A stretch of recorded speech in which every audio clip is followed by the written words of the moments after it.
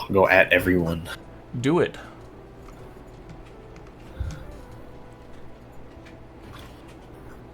The bot should be posting it momentarily. But take too long, man. Oh yeah, I'll set up the top 8 bracket right now while you're doing that. The nice thing is I already like put in like the names and stuff. Oh, so that makes it easy, yeah. So I just type in 3 letters and it's good. Like from last time, you know? Yeah. Okay, why isn't Shenshan saved? Shenshan? No, Shenshan isn't saved for some reason. Weird. Could have sworn he was in there. The programs are always fucking weird with how they like save or don't save people. Yeah? Yeah. Making excuses for the robot? You AI sympathizer? Maybe I am. Oh yeah, I never got his actual code to put into the thing either. So, Shenshan, if you're in the chat, send me your code so I can put it in your thing. Otherwise, I am going to have you as... default custom 1. See, no, I could put you as Infamous. That's kind of close to yours. What do you think? Infamous? Nah. Default custom 1. I have to open it up and look. Hold on. Default let me see custom Shenshan's again. Shenshan's like his actual one. Yeah. It's in custom colors, pinned, but like I just don't have the code. Oh yeah. And who cares at that point? Yeah, he's just gonna get default custom 1. It's fine. That's what he gets. You hear that, Shawnee? Shawnee. At every.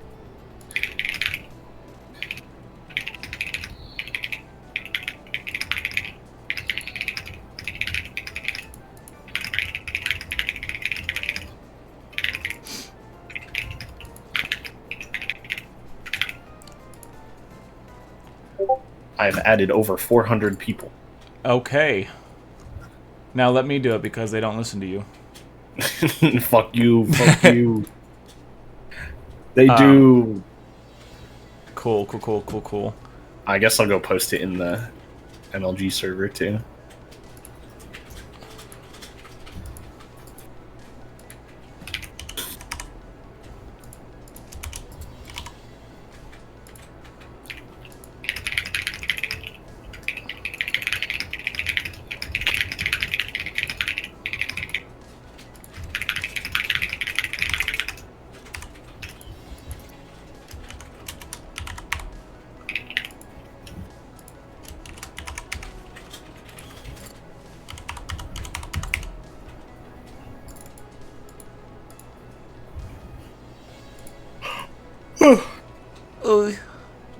Just fuck off.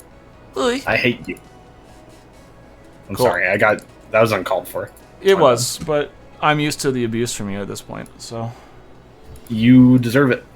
Yeah, I know. Jesus. Yeah. Feel bad now? Not really. I know. Alright, If anything, I like it more now. Let's see. Hey, we got a couple people in there. Cool. Let's go ahead and start, shall we? We can start. That's what I just said. Yeah, let's go ahead and start, shall we? You know what? No, let's hold on to it. Well, let's hold on for another minute. Because I said so. You're really feeling the need to enforce a power dynamic here, huh? Yeah. Kind of weird, man.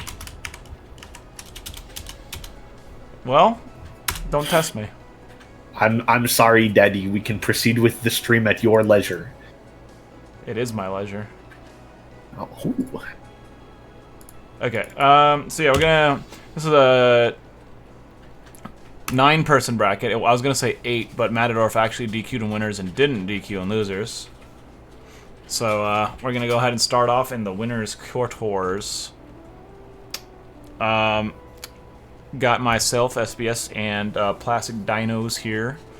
This tournament happened 2 Thursdays ago, which is what? That's like 16 minus 7, and then minus 7 again. Is that what, the 9th? No, the 9th was last Thursday. Right. So, Yeah. So -7 against like the 2nd, right? Yeah, it's the 2nd. Yeah. Oh, Shenshan, hey, send me your custom color code so I can put it on your like profile for this. Just DM it to me. Thanks. I turned off streamer mode to see something, and I want to turn it back on. I think I have to do that in something. You have to go like into the settings. There's like a streamer mode button somewhere. Cool. So let me go ahead and do that so you don't hear Discord pings. Or actually, I can just put myself as Do Not Disturb, and we should be good. This way I don't have to fiddle with it.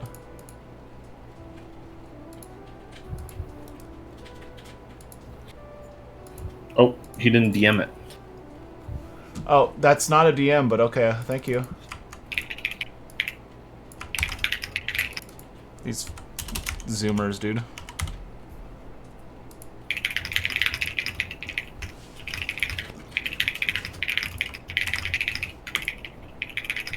It's alright, though. We got it.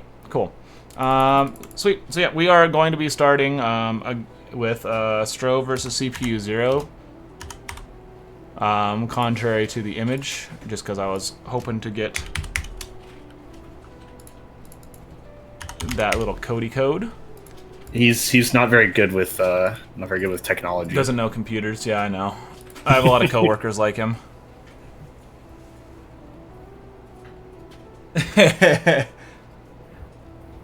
Yeah, you sent the code in Twitch chat. I said to DM it. These Zoomers can't follow instructions, They don't know how to read, man.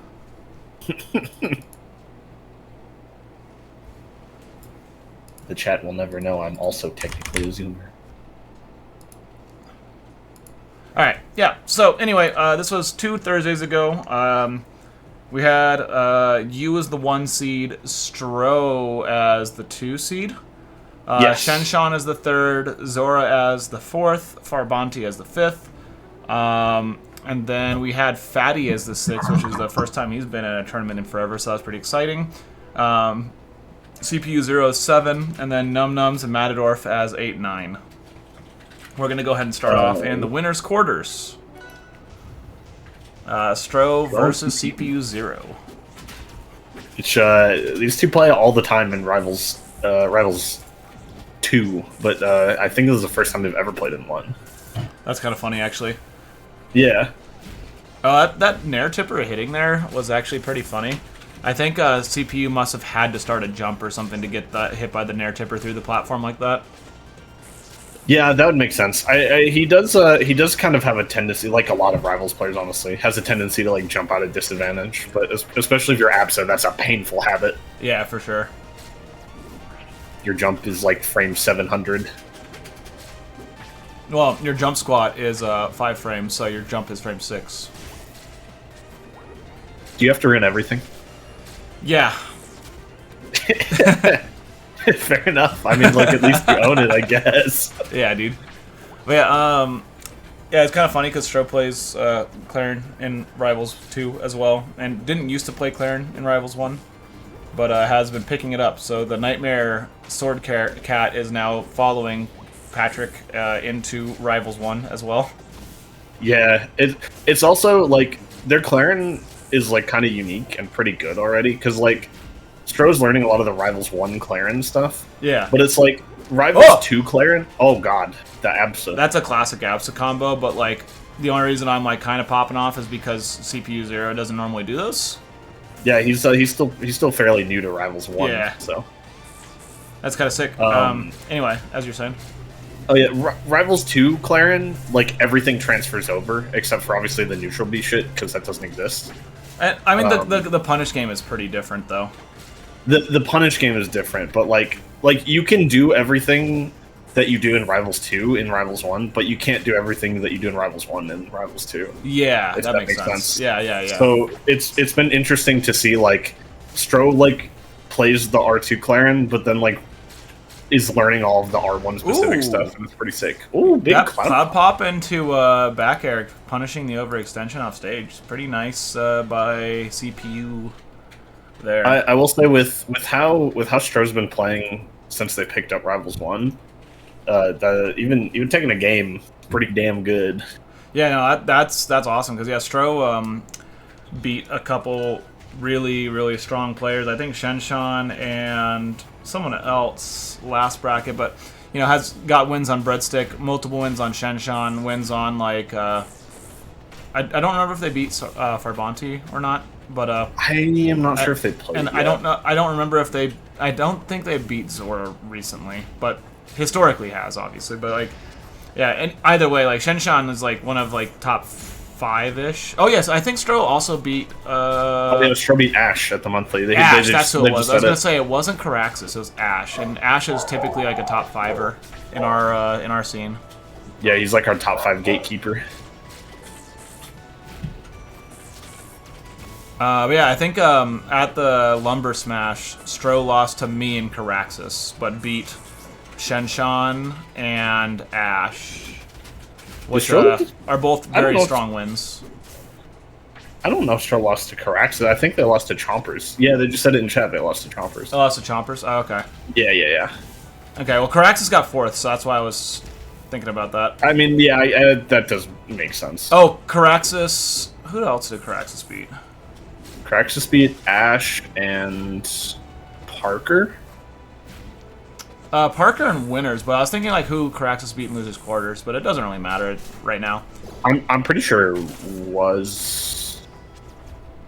Oh, it was Val. Oh, okay. Yeah, it's because of the other side of losers quarters. Yeah, because Val really overperformed at that monthly. Yeah. Yeah. Anyway, regardless.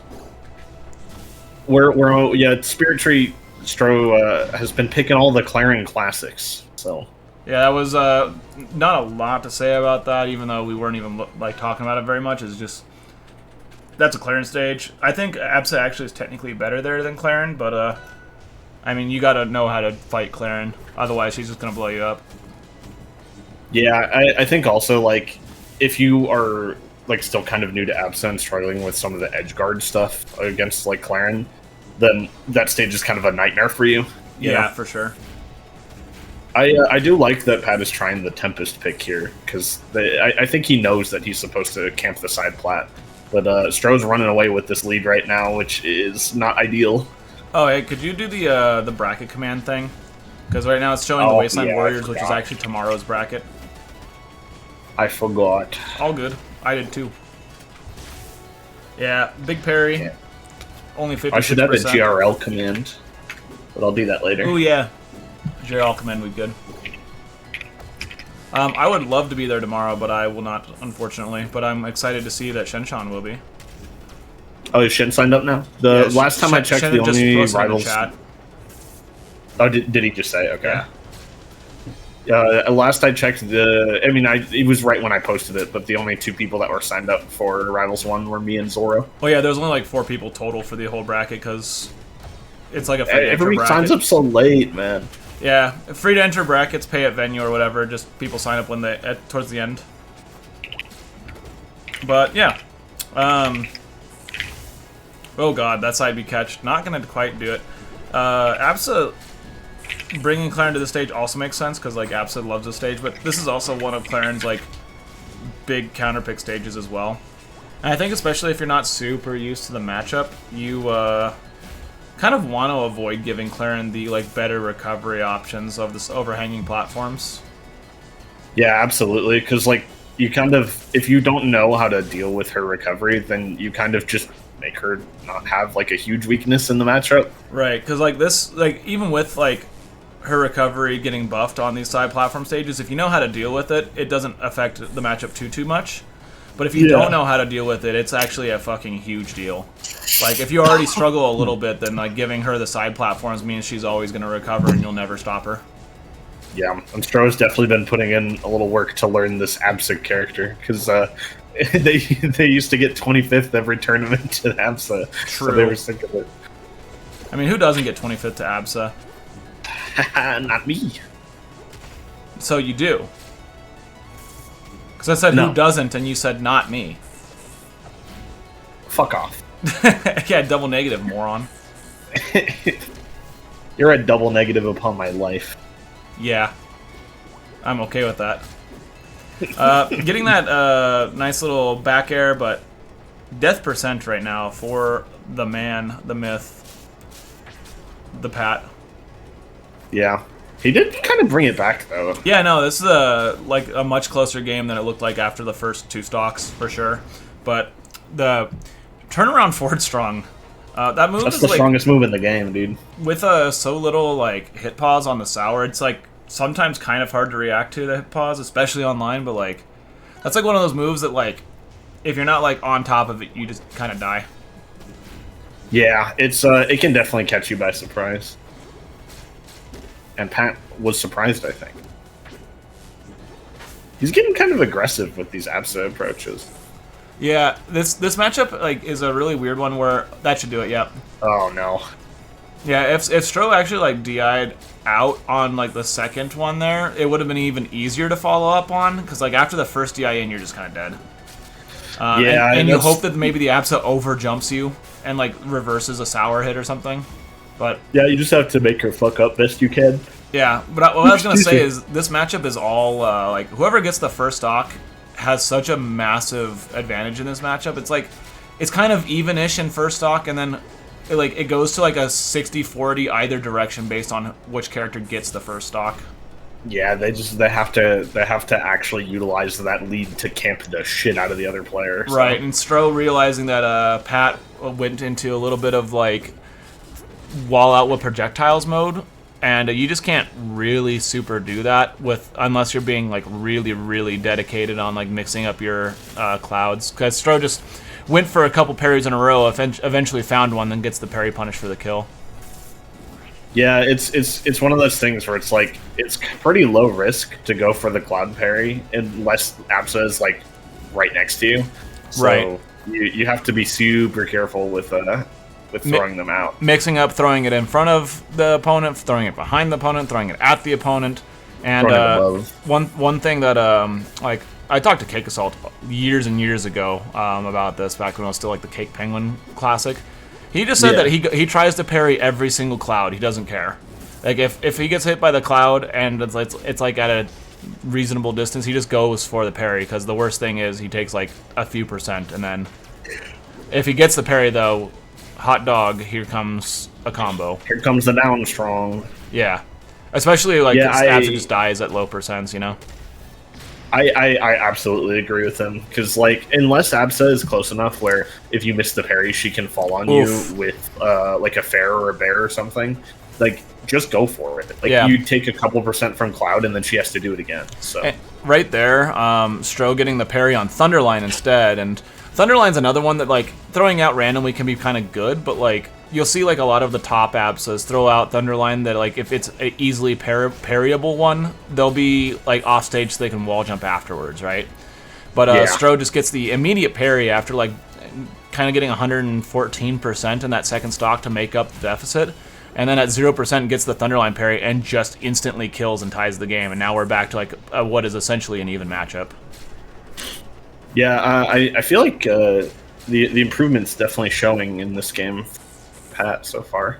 Like, I know he was putting a little time into the game. This tournament, he actually was solely focused on Rivals 1 this tournament. Oh, that's sick, yeah. In the chat, someone asking, like, is Pat kind of nice in this game, too? Yeah, honestly, he kind of is. He's been playing it more and more, getting a lot of improvement as of late. And knowing what Patrick does in his respective games is eventually he will kill you. Yeah. But yeah, that was winner's quarters. We're gonna do one more winner's quarters set before moving into the semis. We're gonna actually have holy shit. We're gonna have you versus Num Nums. You're playing. Thanks, Wisely, for the raid of 102 people. Oh my gosh! All right, cool. Well, thank you very much for that. We love Wisely. Yeah, so for those of you just joining, because we are, hosting a lot of new people, what we're doing here is we are playing replays with a spoiler-free, because this did not get streamed before, but replays, that is not the right pronouns, replays of the, what's it called? weekly from 2 weeks Rivals ago 1 from local. Rivals 1 local that we have in Arizona. And so currently we are only able to stream one of the 2 games, and Rivals 1 has gotten a lot more serious again in Arizona, so we've been trying to collect all of the replays and do like a proper stream. The bracket is out there, but we don't actually post it. We have the built-in tournament stream organizer to show the top 8 once we get to that part of the bracket, which should be after this game. It's so awesome. Everyone shows up right as I'm playing Grassroots League Orcane. Yeah, and so we are in currently the second winners round 1 of this bracket, and so this is Plastic Dinos, the 1 seed versus the 8 seed Num Nums. Indeed. Yeah, I saw somebody, it was Syzygy. Hey, Syzygy.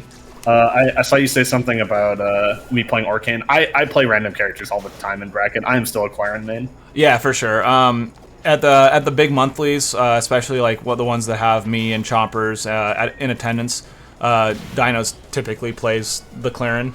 Yeah. In this bracket, you'll see Dinos play, I think, 4 different characters without giving too many spoilers of where those characters land. But in the round 1, playing the Orcane here.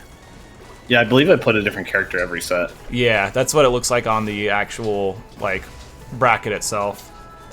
But yeah, we mentioned you're playing the Grassroots Orcane skin. We just announced the Grassroots League's return today, and I figured we'll talk more about this in a more casual sense. But since we got a little bit of an audience right now, what Grassroots League is essentially something that was created to exist outside of the sphere of developer influence and support.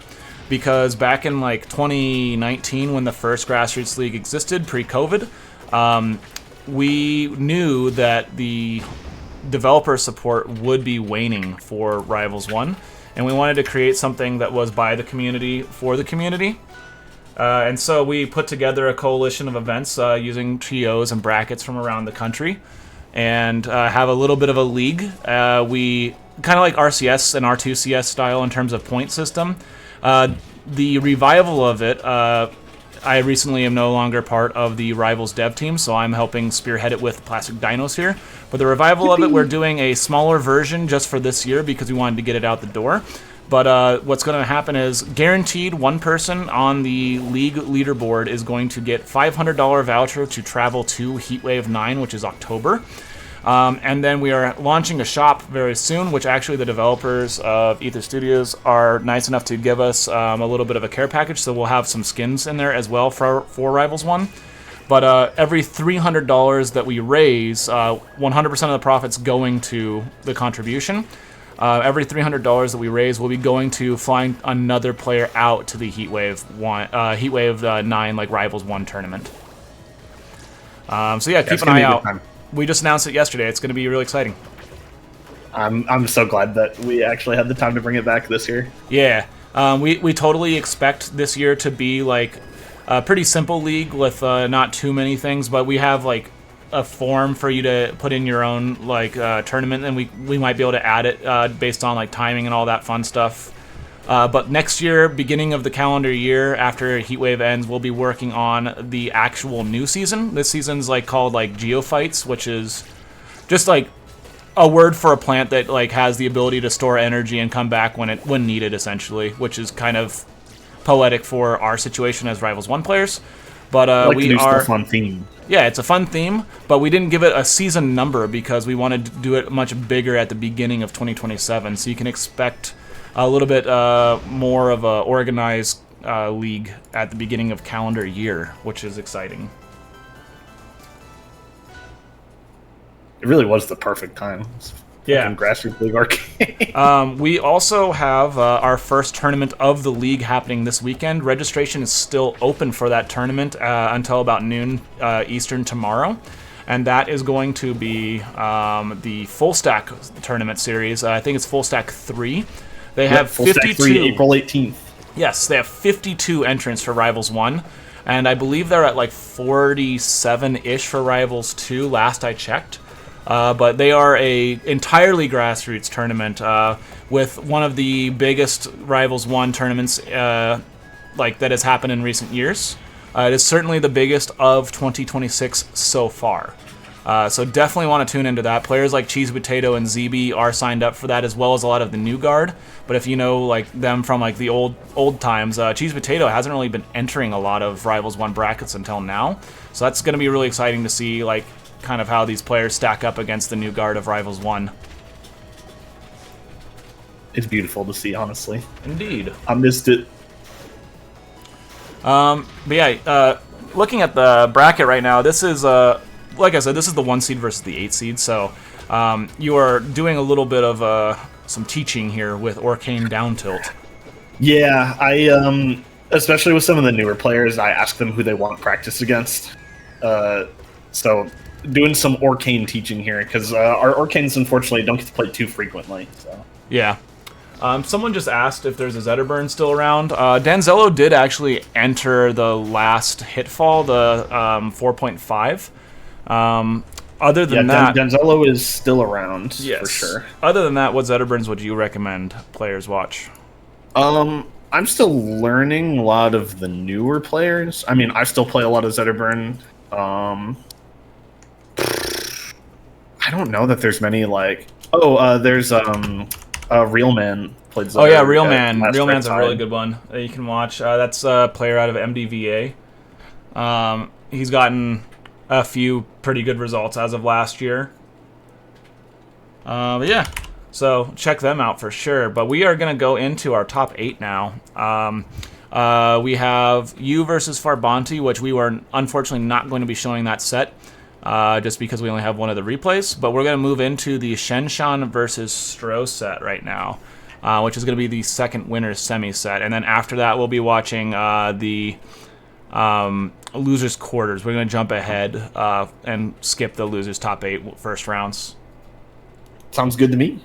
Just in the interest of our time tonight, too. Last time, I think we did this for like 4.5 hours. Yeah, it was. Well, we had a huge tournament last time. The last replays we streamed was like a 28-person tournament, so it actually counted for the 2026 ranking year, which the threshold is 25. And our little old Flagstaff monthly had just like a gigantic turnout, so. We streamed a lot of sets from that, but we're going to be a little bit more conservative because I have work tomorrow. I'm sure you do too, so... I do, yeah. Oh, actually, tomorrow's Thursday, so I do have some work in the morning, but I get to sleep in a little bit. Well, aren't you special? But yeah, I'm really special. This set is actually one that is pretty... like, probably my most anticipated from this entire tournament. Stro vs. Shenshan has been a pretty good series of sets over the last couple months. A lot of Game 5s, if I remember correctly. And if they weren't Game 5s, then they were just all really close games in general. Yeah. Shenshan is, what, number 5, 6 on RPR? And, let me double check that. And Stro has been a top 50 play, like a top 30 player in the past in this game, and is also on the AZPR as well. Wow, the great drift out on that bubble there to have some survivability from Stro. PR. Let's see. Shenshan is currently number 7. Hell yeah. Yeah, Stro has been looking like a really strong top 5 contender since they picked up the game. Yeah, Stro's Claren has been doing a lot of work, and that right there, I love what Shenshan did. That bubble is like kind of a classic like Rano edgeguard technique against Claren. When Claren's multi-hit hits the bubble, she has put in so much hit pause that you can just kind of like run from across the stage and hit her afterwards, and Shenshan secures a stock as a result. My favorite part is when the Rano accidentally messes up though, and like just gets hit by the super slow up B. Oh so yeah, just stuck there for 10 years. Yeah, these two have been going pretty even. Stro does have the head-to-head now, if I remember correctly. Like as of before this set.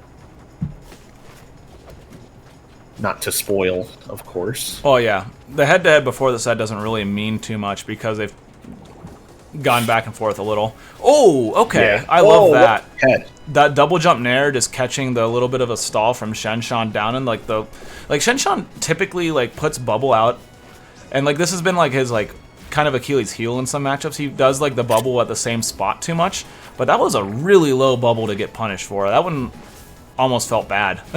I also, well, so he put the bubble really low and put it underneath him because I think he was expecting Stro to go for the dare, and Stro saw that and went for the nair instead. It was just so like I expected Stro to like side B back or whatever, or like do a down air. But yeah, the double jump into the nair 6 was actually really good because it also caught Shenshan jumping out of the bubble state. Yeah. Because, like, a lot of times you put out that bubble, especially below you, and you want to jump and be able to do, like, you know, your tongue or your down air, or, like, even just fair and, like, have some hit pause to slow it down. But, yeah, Stro covered that really well and has a 130% lead going into this last stock as a result. Yeah, which is definitely a big boon. Sometimes you can get caught a little bit in this matchup, though, because it's a little hard to kill Rano if he just has the bubble set up sometimes. Right.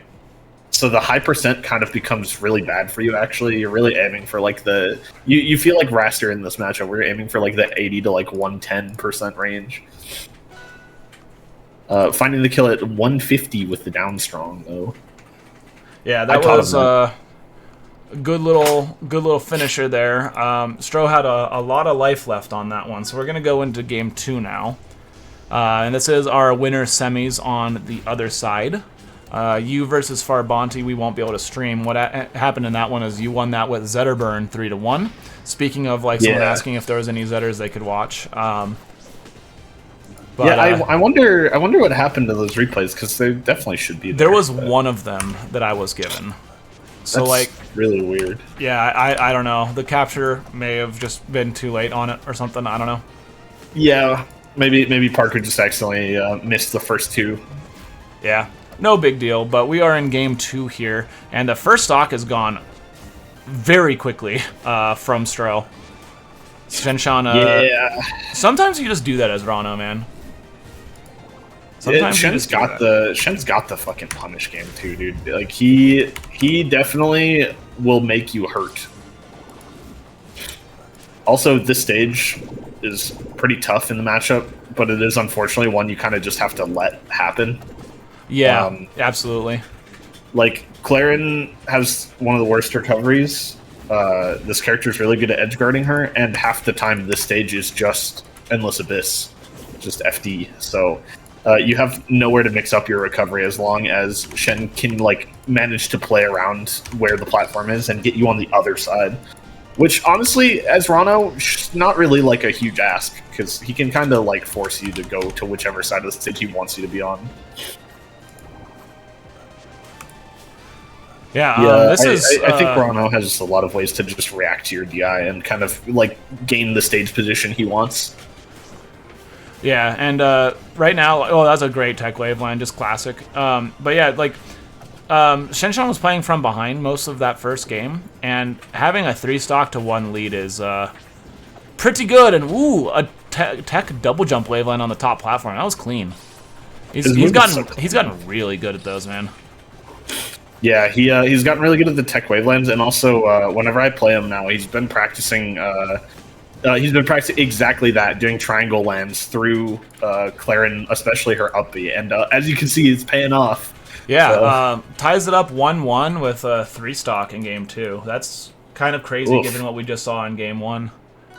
So we're gonna go ahead to Forest Floor here. This is Stroder's counter pick.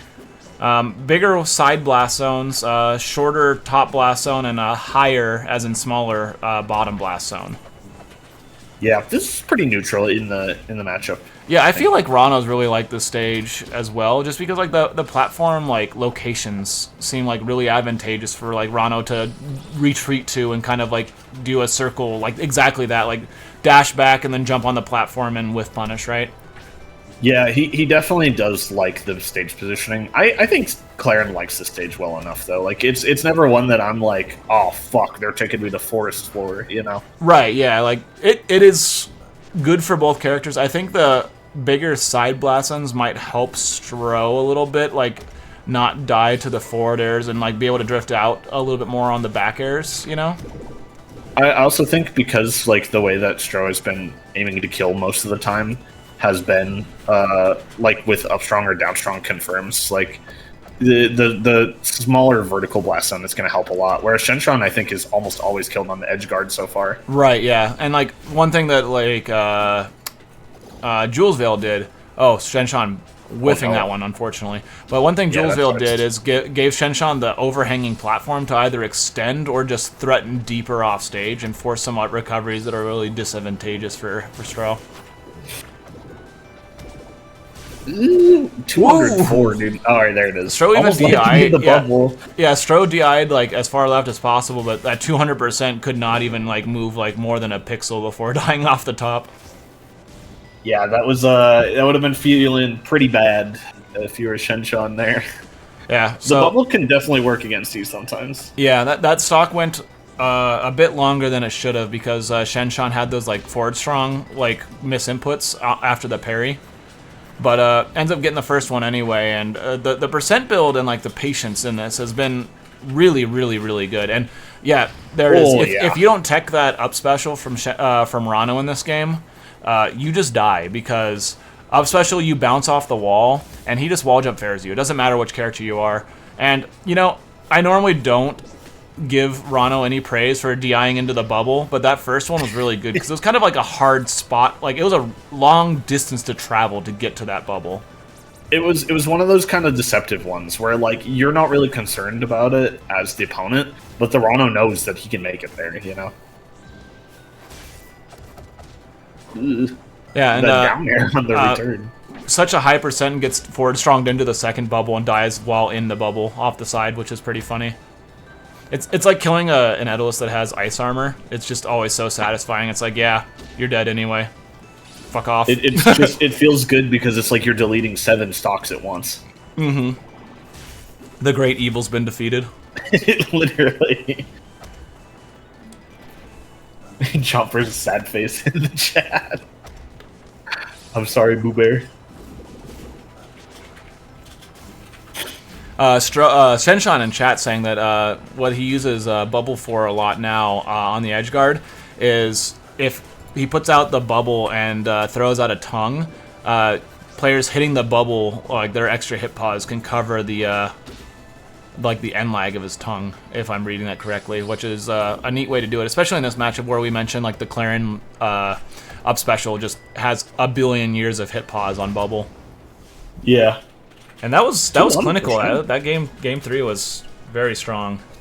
I think this is the first time since their first set that Shen has been up 2-1. And which is really interesting, we're going back to Jules Veil now, which is Stro's counterpick after losing that game 2 there. Which is really interesting, yeah.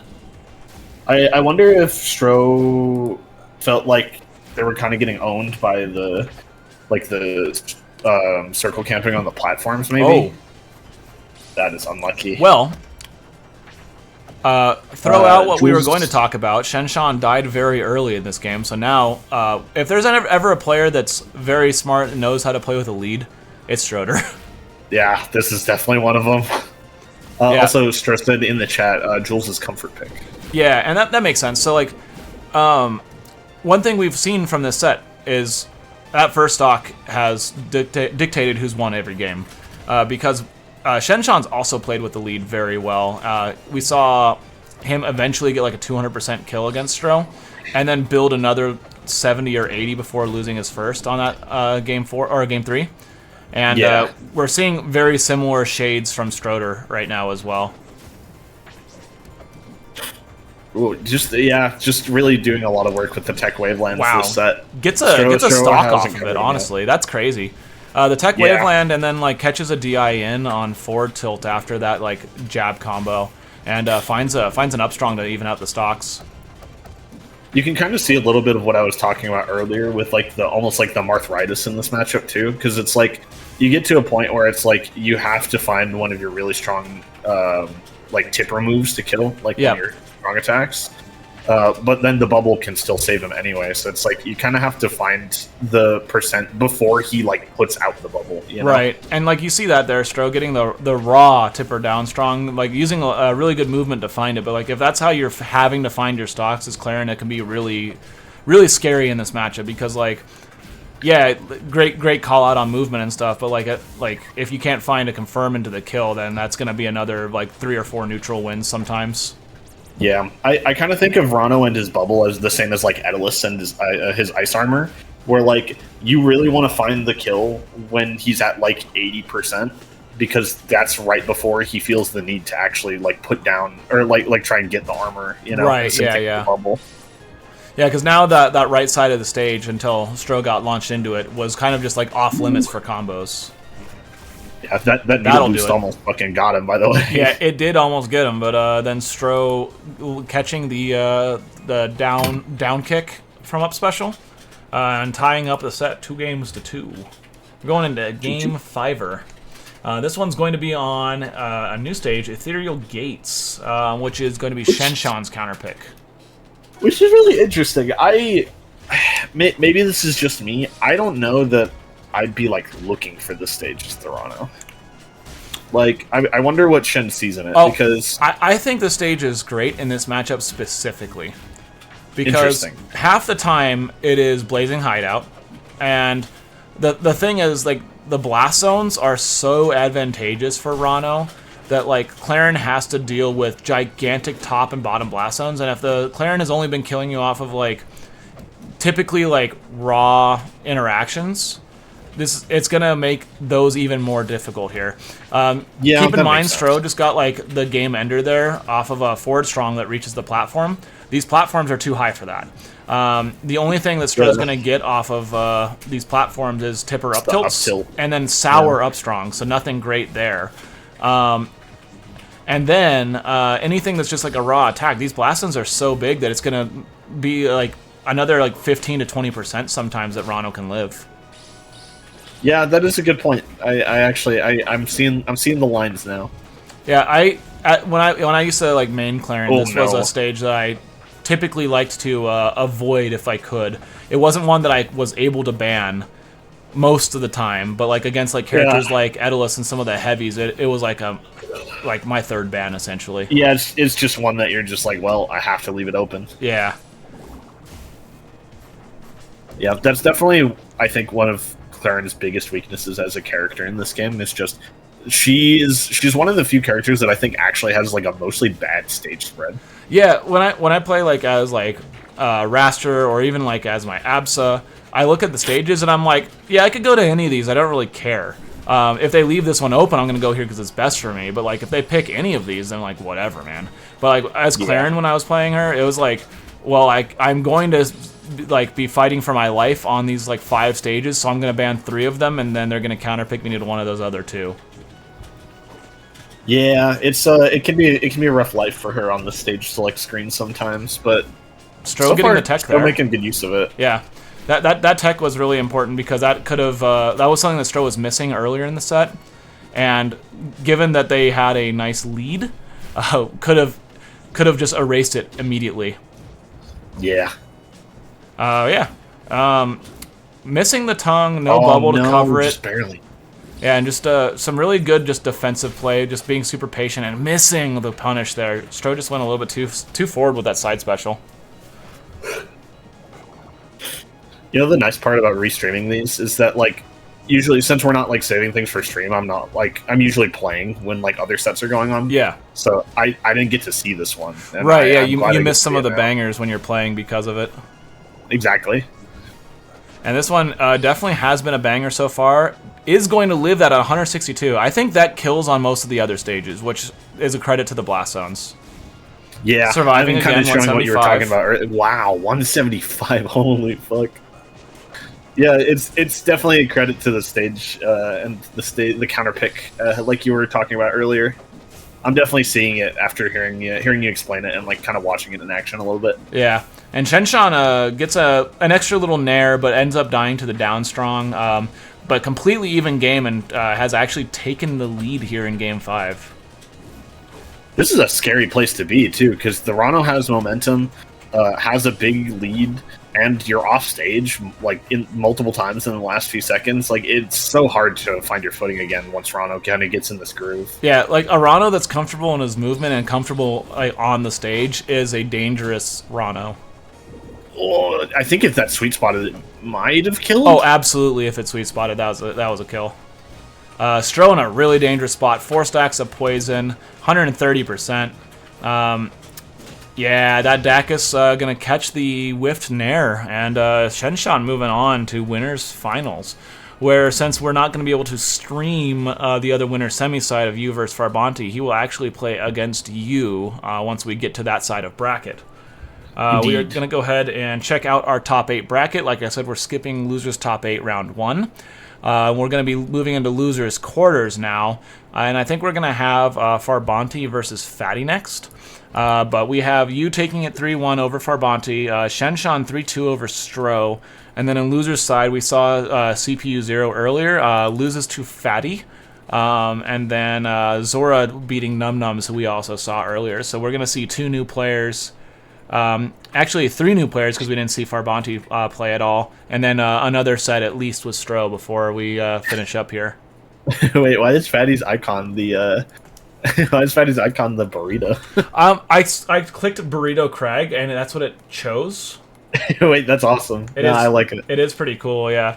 I think when I put it in here, it'll actually like be the burrito Crag. But yeah, that's the like if you don't know the old school lore, which I know you do, but like if you in the chat don't know, Burrito Esports was a like tiny esports org, and there was 2 different like make your mark like online challenges where the development team said rep one of these orgs, and whichever like org has the most wins by the like end of this like period, they're gonna have their icon like enshrined in the game. And then this specific one also got a skin, which was pretty cool. Yeah, it's a really good skin too. All right, yeah, so we are going to go ahead into losers quarters, and I'm actually going to add in the like application audio capture here on this scene, so that way they don't just hear us, so they get a little background music while I'm showing the bracket. But yeah, we're going to go ahead and go into losers quarters here. It's going to be Fatty, who is an old school Rivals 1 head with Arizona. Was PR for many seasons and kind of disappeared post-COVID quarantine. So him being back is huge. He said he had a lot of life stuff going on, but now he's got the Rivals time again. Yeah, he had life stuff going on, and now he has no life, so he's playing Rivals with us. My man. Yeah, I was so happy. Yeah, no, I love this guy. Actually, unironically, been years. Unfortunate start to the set, but yeah. But yeah. I will say though, we didn't get to see it, but he did beat CPU Zero. Yes. Which after seeing Pat earlier on the stream and like take games off of like one of the people we've kind of got up and coming in the scene, Stro, like I think that speaks a lot to like he's still got it, you know. Yeah. One of the like up and coming kind of players. Monk has still got it. 2018 someone in the chat mentioning that they did the Splatfest with these, but I think Splatoon 1 wasn't even out when they did the make your like the esports things, like those logos, because it's such like an old thing. Splatoon 1 I think was definitely out. Like 2016, 17? 17 is when the Switch came out. So it came out in 2017, right? Splatoon 1 was 2015. Oh my god, is the Switch that old? Yes, it was because that was like the first year Switch was out. I think. No. The Switch came out in 2017. It was on Wii U. It was on Wii U. That's what it was. Right. Yeah. Okay. I was gonna say because the Switch came out in 2017 because that's when I started my job, my geology job, and I remember I got it's a very specific memory because I got the Switch and the Legend of Zelda, Breath of the Wild. And while I was moving into my room, my old like high school classmate, I was taking over his room at that house. He's like, "Oh my god, you have the Switch? Can I play it?" And then he played my like copy of Breath of the Wild for like 3 hours, and I didn't know where I was anymore, and I never played the game again. So it's a very formative memory. That's why I've never played any more Breath of the Wild or Tears of the Kingdom. Yeah, that's fair. It's a fun game. But yeah, I guess Splatoon did do that, but this was like. It wasn't a 1 versus 1 thing. It was like there was like 6 or 7 in there, and you just kind of 6, 7, ha ha ha. I really didn't think it was gonna be you. Well, I said it and then I knew, so then I had to get ahead of it. You know. That's you got to get ahead of the news cycle. Okay, dude. I fucking hate this guy. Chat, everyone laugh. I actually just figured Ravens would show up and like magically just respond to it, even though like he hasn't been in the chat at all during this entire time. I feel like he has a couple phrases that could just summon him. To be honest. But that's definitely one of them. It's like mentioning the word horse and then Annie shows up. True. So, yeah, the last game, a little bit rough for our boy Fatty. He died super early, and you can't do that against Sylph. Yeah, like in this matchup, if you're playing the Crag, you got to be the one living to 200. Big lead coming out right out the gate for game 2, though. Yeah, because like this matchup is like a war of attrition where Crag doesn't have a lot of neutral wins, but also like Sylvanos doesn't have a lot of kills because the Crag just lives forever and eventually will die to something. And so like the Sylv is just required to loop you over and over and over until something happens. But like as Crag, it's your goal in this matchup to live to at least 150 to have a chance to win. Yeah, like Sylv can usually just like kind of, you know, like has big neutral wins, right? And obviously big neutral buttons. Gets you to like 120 and then can kind of depend on up air to just like finish it at that point. Yeah. But not if you are Crag. No way. Also, like, Fatty's the person that coined the term Papa John for neutral B for Crag, the Rock Shine. And I saw a beautiful Papa John there off of the Sylvanos recovery. Nobody does it like him, man. It's still so underutilized. That's 2 stocks this game, taken with a Sylv down air pre-Galaxy %. So, like, Farbanti like finding a lot of mileage out of that move. Yeah, I've definitely noticed Fatty's holding in big time on some of the Sylv knowledge checks, which makes sense. First tournament back. Frankly, Sylv had only been out for like a little bit by the time he stopped playing, so. Yeah, that is true, but I got faith in my boy. Oh yeah, no, this is a much closer game. Like this is. Ooh, it's an even better game. It's a 1 game. Holy cow, the DI from Farbanti. Like, I didn't think that was enough to kill him. But will die probably at, like, one of the earliest percents he could die to that up strong off the top there. Dude, he's not even fat. He's not even fat. He's not even fat. Yeah, so we are 1-1 now, going over to the Tower of Heaven. Yeah, I mean, Parker's counterpick makes sense. You kind of have the triplats, which Sylv does like. You have the smaller side blast zones, which will help in your endeavors to kill the Crag. I think if you're Crag, you are not unhappy about this stage at all, though. You're like, yeah, this is fine. Yeah, especially because like Crag occasionally can just find some weird up air stuff off that top platform and kill you super early. Yeah, or even just like, you know, like Fair is going to kill it like 80. Yeah, one thing that we don't see from Fatty, but Cheesy Potato is kind of like retroactively famous for is like the top platform rock. Yeah. Like you put a rock on the top platform on this stage, and you can just DI center stage and survive and tech and just act instantly a lot. Can be know really the Crag good in this player matchup. Rufon, right? What's up? You know the Crag player Rufon? Yeah, I know Rufon. Yeah, she always puts the rock on the platform to do ceiling techs, and she says she's putting the roof on the house. Is that why she has her tag? Presumably. I've never asked her. That's really funny, actually. It's pretty good. Oh, no. Although, he's living a lot longer for that first stock now.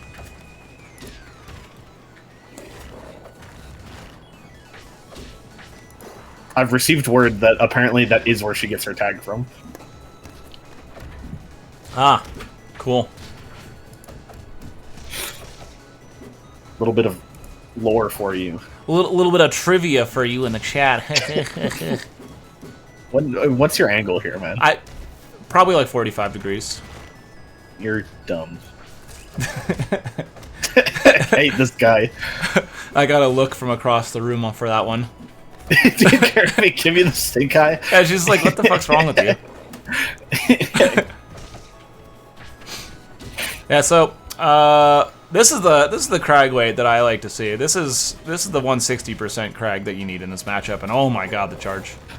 It is. I think it's really showing how good Fatty actually was back when he played actively. The fact that he's adjusted so much from game 1 already. Well, so one thing I was gonna say is like Fatty was never a player like if I had to like compare him to like one of the top Crags, it would have been to AZ Cards, because Fatty was like never like a big tech skill kind of person, but like would just do things that just were smart and would win, you know?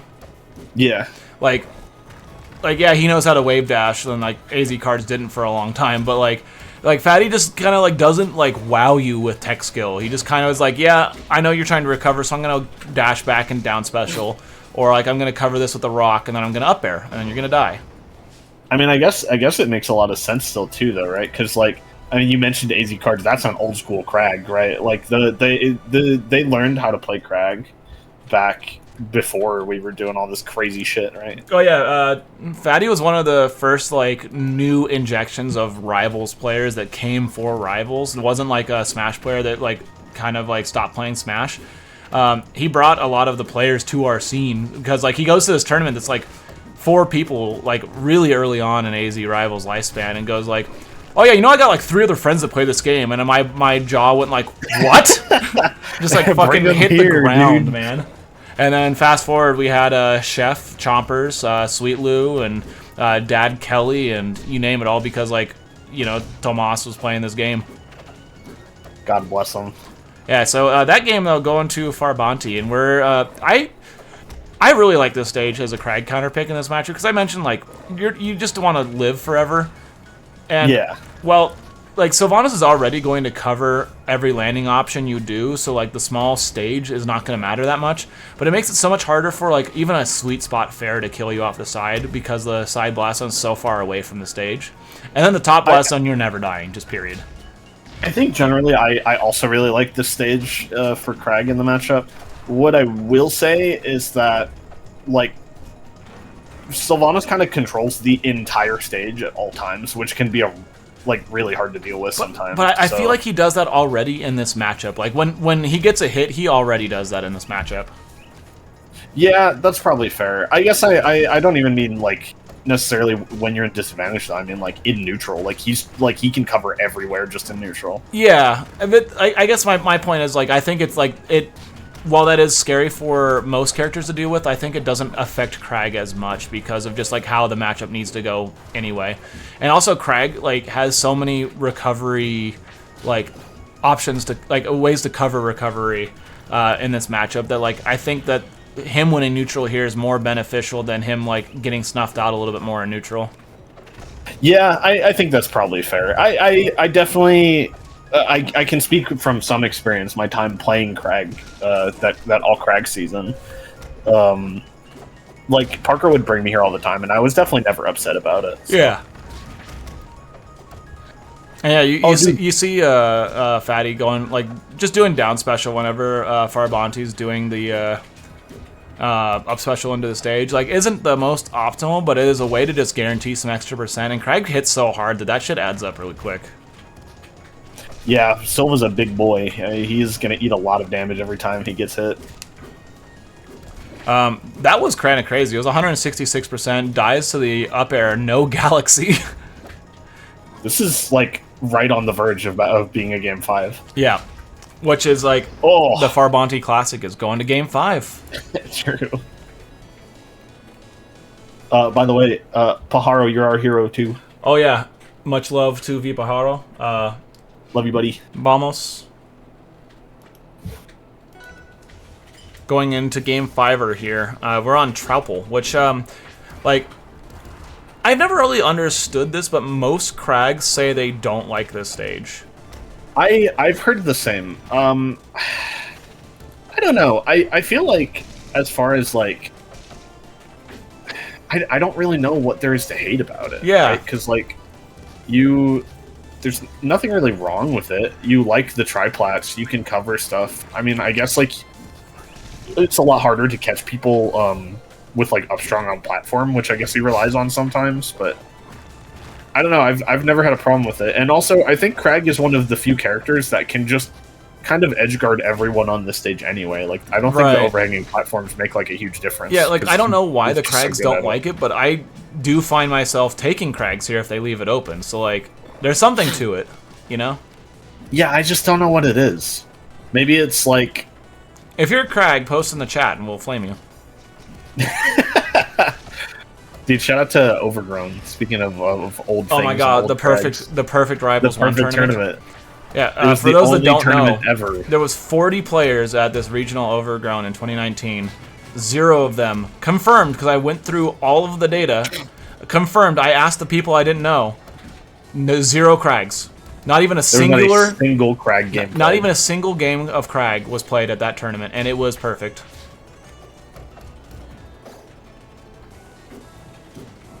Oh, very insightful ace hug. Thanks, Goat.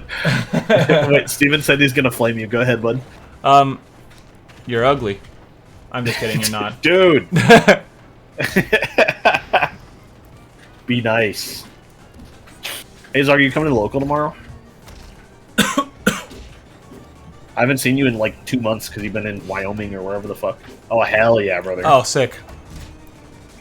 I think I'll be able to start going to Thursdays on occasion in like a couple weeks. Hell yeah. I'm still doing hours of classes every day for my job. So you're still training for it? Oh yeah. I have classes through the end of the month. And even then, like, some of the stuff is going to be like a little handholdy for a little bit after that too, but the actual classes are something that like they're strict on when you come in and leave, and then eventually once I'm done with that, I'll be a little bit more free in my comings and goings. Yeah, that makes sense. You gotta go back to Oregon? Dude, they got you going fucking everywhere. Say hi to Jarek for me. True. Okay, did you see the crouch cancel on that first hit of up air? And gets a kill as a result. That's kind of crazy. That's huge. People that don't know. Wait, that was so sick, dude. He's still so good, dude. That crouch cancel got the stock, because he avoided the second hit, and then survives and avoids up airs at like crucial spots, and gets like, look at this extra credit just off of like a couple small plays. It's actually bonkers. I've noticed there's this big misconception. Like, especially like people that have only played Rivals 2 and like don't really know much about Rivals 1. People don't realize that we don't have floor hugging in Rivals 1, but we do have CC, and it's actually pretty important. Yeah, there's a lot of moves, like jabs 1 particular, and like moves like, you know, hit ones of multi-hits, like what we saw there, that like if you crouch them, you will crouch cancel and then be like in the lead. And then also, obviously, like, projectiles that do less than 8% are crouch cancelable all the time. Yep. We are at the 4-minute mark? Never mind. Oh, no, dude. Finds the clutch down air, which is what he found a few times in the Julesville game, to win that with 4:02 left on the clock. That was a long one. Holy cow. Yeah. I mentioned that the knowledge checks were coming in clutch for Parker on some of the earlier games, and yeah, Fair Dare is absolutely one of them. Fatty got hit by that a couple times. Yeah, that was a bit of a barn burner. We are gonna go ahead and move into the other side now of Losers Quarters, which see what I mean? He comes back after not playing for years, and he's that guy. He goes game 5 with former top 50 player. What a man. Yeah, because Farbonti's been doing very good recently too. So that's yeah, he's definitely shaking a lot of the rust off at this point. So we're gonna go ahead and go into Stro versus Zora here. I think this is the first time this one's happened. No, well, this season, yes. That's what I meant. Is this season? Because yeah, I know. I know they've played many times in the past. In the previous season, towards the end of the previous season, actually, when Zora was coming back, Zora was able to beat Stro on the Rano, but lose to Shenshawn that same tournament. I remember that one specifically. I was at a MK keyboard, whatever. The MK Tech Center. Yeah. But yeah, so we're going to go ahead and go into Losers Quarters on the other side. And Stro on the Clarin. Playing a different Clarin every time, so keeping me on my toes here. But I got the color. We're in there. Yippee! This is not Merchant Port, and I'm really upset. Yeah, who did this? Well, what I can say is I know for a fact it wasn't Zach. All right. Zach would never. Yeah, Taco Waffle.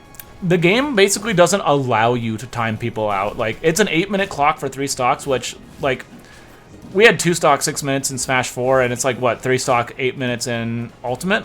So, like, it's an acceptable timer. But the way that Rivals 1 works is that a really campy player and matchup, because of whiff lag in this game, basically makes it impossible to get a timeout unless you're griefing, like, really hard on purpose. Yeah. Because you have to take stage control and slowly move up to someone to force an interaction, and if you are actively playing the game against each other, that interaction is going to result in either a hit for one person or a whiff punish for the other. And the punish game in this game is so strong that it won't really allow for timeouts, if that makes sense. I think the closest I've ever... Oh, fuck off. That was fucking wild. I think the closest I've ever seen to an actual, like, timeout situation in a real, like, top-level game of Rivals was probably Heatwave 7, the Cheesy vs. Kusi set. I was going to say it had to be Cheesy Kusi. Yeah, because she's playing a really rough matchup. Crag vs. Ori, Crag vs. Raster, so she's just planking on the side of the stage with Crag Pillar as much as possible. Right, and even then, like, with as hard as she could try, like, it went to game 5, and it was a long set, but, like... Yeah, but no timer actually happened. It's pretty sick. I do like that the game forces you to play it. Yeah. Like, I mean, like, the stages really, like, they look pretty big, but they're really, like, with the speed that the characters move in this game, they're pretty small, like, all things considered. Yeah, I mean, kind of depends, I guess, but... I mean, like, if you hold center stage and anyone on the other, like, on either side of the stage misses you, the majority of characters can whiff punish you in one way or another. Like, even if they're on the edge of the stage, you know? Yeah. Generally, so, like, as long as you're not using, like, a super safe. Exactly, yeah. Like, it's a game that really rewards methodical gameplay as opposed to, like, overly safe gameplay. Yeah, like mindless, like, circle camping. Right. Well, we were talking about other stuff, but that game was almost entirely Stro getting edge guarded. Yeah, it was, like, Zach has played this matchup a lot, so... Yeah. He's got to have literally, like... it's got to be approaching fucking... a billion hours? I mean, it's a ridiculous amount of time against this character. Yeah, because... Between you and me and Kev. Yeah, like, we used to do first 100s at my house back when I lived in Phoenix, and then, obviously, you've played the character for even longer now, and, like, I don't know how often Zora plays Kev, but, like, Zora plays a lot of Clarin. Yeah. I mean, even back in the day, when I got started in Rivals, like, me and Zach played every single week, so... Yeah. He was my chompers for a little bit. Zora with a lot of down tilts this time instead of forward tilts. Somebody must have taken his controller. I was about to say, this isn't you. What's happened? This stream layout is designed by Redeck. This is the Redeck stream control. There actually exists a version of it for Rivals 2, but it's less common in the, like, world of Rivals 2. But it's still just absolutely peak for Rivals 1. Yeah, it seems most people use Tournament Stream Helper. Like that's what I was about to say. Tournament Stream Helper is like the Rivals 2 one, but the Redeck Stream Control for Rivals 1 is, like, unmatched. Yeah, it's the only thing that I like better than Redeck Stream Control is for locals when we can actually utilize the in-game scoring system with the crowns. We have, like, kind of like our own that we use, but like, for anything that doesn't use the in-game scoring, it's, like, just perfect. It has, like, every single skin as well, and also you can input custom color codes. So, like, I could put on, like, if either of them are using a custom color, which right now they're not. But like with Shenshan, you'll see like that Rano is a custom code, and you can just easily input it into the thing and then save it as a profile, so you never have to do it again. It's super sick. Yeah, it's fucking awesome. It really is. It was truly one of the greatest pieces of software ever invented for the community. Yeah, there's like 10 versions of it or whatever before eventually going into Rivals 2 stuff. Ooh, yeah. Okay. Finds the kill there, but Zora well in hand on this one. Like pretty much, yeah. The Clarion just goes off stage and gets edge guarded is how this is going. And Strode actually having a really good recovery there with the turnaround grab. I think catching Zora a little bit off guard because like that's not something you do very much, like once someone gets used to it, but I think that a lot of us get it beaten out of us to the point where we don't do it anymore, when we really should every once in a while. It's important. Yeah. Because like even if you get parried, you don't die. Stro is actually going to be switching over to the coolest Raster skin in the game. Fuck you. I hate you. Let me see if I can find... And I'm not going to go find my code. And I was just talking about how cool the thing is, so I'm going to find my code. I'm going to put it in, because Stro is using my Raster code for this. Yeah, so we're going to go ahead and go into Game 3 here. And this is going to be on Spirit Tree, which, great Raster stage. Yeah, but by this point, if I remember correctly, Stro was just like, yeah, I'm just having a good time. I'm going to play Raster. Yeah, that makes sense. The Raster is like also like pretty solid, so it wasn't like a throw, as you can see. Okay. This fucking bird that I hate. Ugh. We've all been workshopping a Raster because we don't know what to do about you, so we're just gonna start dittoing you. That's fine. I like the Raster ditto. I'm not Mike. I like that shit. Character's fun. I've given up trying to find the code because I don't remember where it easily is accessed, but it's on this computer, so whatever. That happens in hockey, dude. Yeah. It's a bad skin anyway. Okay. I'm sorry, I'm traumatized. Yeah, it shows, and it's an ugly color on you. Yeah? Yeah. You're gonna shame me for saying I'm traumatized? Yeah, your trauma looks ugly on you. Okay. Somebody clip it. Someone clip it, put it out of context, ignore that it was about his losses to Raster in a video game. We're getting this guy canceled right now. Get me fired from Aether Studios right now. Oh, I saw it. Did you see it? Noah, did you see it? I saw it. I saw it. The up special was starting. Person. Hey, no, I just appreciate good Raster gameplay when I see it. Well, I appreciate good Maple gameplay. Good job. Good job, Zoro. Good job. Yeah, like I said, doesn't look good on you. Everything looks good on me, Steven. That's also true. Alright, so we are going to go ahead and swing over back to the winner's side of bracket. As you can see, we have Farbonti versus Zora set up in losers semis. But we're going to go to winners finals, where you are actually playing Clarion this time. I am. And you're going to be against Shenshan, who we saw go to Game 5 against Stro, so it's going to be a good win. I've been playing. I honestly, I just enjoy playing Clarion against Shen. Like, I think the matchup is fun to play. So I probably would have stuck to Clarion the rest of the time too, but you'll see why I did not.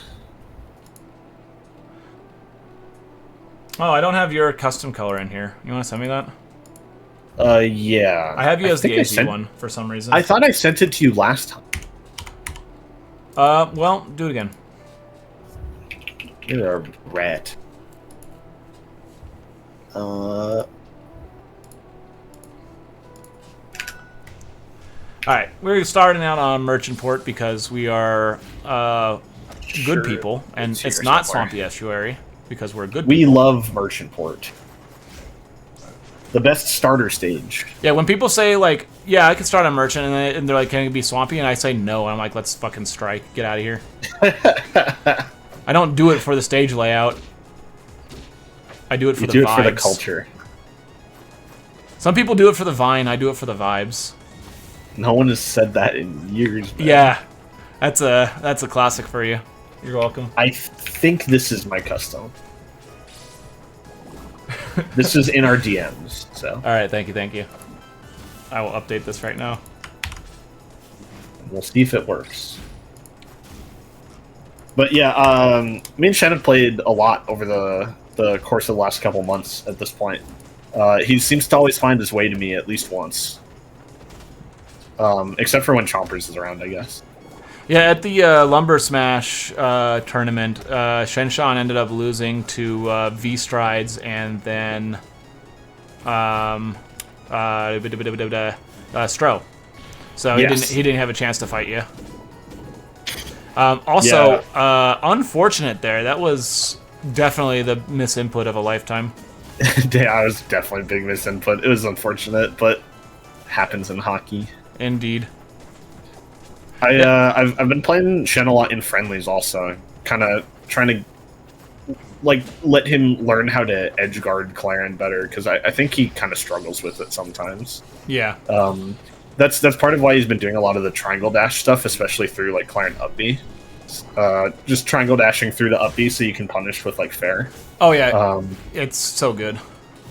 Yeah, I think he just doesn't really understand the spacing, or like he'll always cover like one spacing, but then I've just played Claren so long, I have enough mix-ups that I can get around it. Right. So like you kind of have to be more flexible in the way that you edge guard Claren, because it's about letting her come back to stage with a really laggy option. Like, yeah, her up B's huge. You're not going to just smack her out of the air. You need to wait for her to land and have a million years of lag. Yeah, there's a couple things you can do about it. One obviously is letting her come back, and like there's two spots you can do that from, which is going to be outside the range on the ground, so like a little bit past a roll distance from the ledge. The other one is actually going really high and landing on top of her head. Doesn't really work as well on Merchant Port because the platform there. But then the other thing that you can do, especially if you're Rano, is go down and try to spike, and then if she hits you with up B, you can just tech double jump instant fair, and it's invuln while the move's out, and Claren dies. It's gross. It's pretty good. There's a couple things you can do against her, and I think when more people started doing the like tech attacks, the Claren like recovery meta was hurting a lot more than it used to. Yeah, absolutely. These days, I mean, as far as I can tell, I'm the only like person like still pushing Claren a lot at this point. I think a lot of the old Claren mains kind of just stopped playing. Right. So I have to do all my wacky mix-ups and get everybody to remember how to edge guard me so I lose again. And it's not tech back into up B, it's you tech jump fairing on her up B near the wall. And if you time it right, the Claren has to wall jump, so if you time it right, she doesn't actually get a chance to tech the wall. It's a galaxy. Yeah, if she has to wall jump. If you can wait for the wall jump, she's guaranteed to die. Yeah, it just depends on what part of the up special you get hit by. Also, if you get hit by a really early part of it, you can do it before she even reaches the wall. So there's a couple spacings where like the Claren can't even really get a chance to tech, depending on like exactly where you are. But it's one of those things that like it's so good that it's almost always worth going for, because the worst that happens is she sends you back up to stage with another tech like up special. Because one thing that people don't really think about with Claren is her up special, while it is huge and can be like really safe, and like yeah, if she gets back to stage, like that's unfortunate, but like it doesn't kill you. So like every once in a while, just going down there and going for something that's like a little bit of a Hail Mary, the worst that happens is you go back to stage 2 and you reset neutral. But the best that happens is you kill her at like 60. That's the thing, is like a lot of Claren's reversals do just send you back to stage first, so you don't care that much. Yeah, like you'll see me play against you, and like I don't go for very many offstage things like often, but when I do, it's like I'm going for like something that will kill you, and oh no, it didn't work. Okay, I'm back on stage, whatever. Yeah. And like the majority of time, though, obviously, like we mentioned, like you're just waiting for the Clarion to get back on stage and punish the laggy option. Yeah, punish the Wasteland, and then whatever comes after it, basically, is like the number. That should always be your default, because that's what she's going to be looking for. But like mixing in the offstage play is like super important, because it also keeps the Clarion honest, because if she gets used to up-specialing at the same distance and height every single time, then you don't force her to do some of the worst recoveries above the ledge, you feel? Yeah. Like, if you make her, like, do an early up special because you, like, threaten to go off stage and she's seen you do it before, now all of a sudden she's like, ah, shit, I gotta do it now. And then she's in a worse spot because of it. And, like the Cult of the Optimal is like the enemy of the good, you know? It's like the saying that perfect is the enemy of the good, you know? And like everyone that like wants to do things that, like in a perfect way every single time just kind of lose out on like little things in the matchup that way. Yeah. I did like the stage pick though. I think we talked about stages in between every game, if I remember correctly. Yeah, that makes sense. Because like he was like, yeah, I don't really know where to pick. I do think Frozen is a great counter pick. I don't think it's particularly good Clarion stage. I think it's a great Rano stage, especially. And you were talking earlier about like one of the good options for Rano is when edge guarding me, you can go to those high platforms and drop on my head. Yep. Yeah, Frozen allows you to do that a lot. I believe every time I've played Y in tournament, he takes me to that stage and like Frozen is a nightmare for Clarion. Yeah.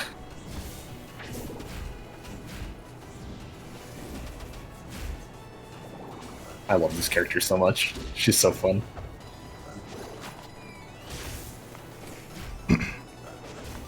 That'll do it. Yeah, that's one thing that like Shenshan does get caught with sometimes is like the down special or side special at like similar heights. Like, cause like he'll do it at spots that like if and when it lands, then he's gonna have like a really good like Waveland on the stage or something that's gonna be hard to like punish. But as a result, oh, you could have actually up specialed without wall jumping there. I said the same thing when it happened. I was like, fuck.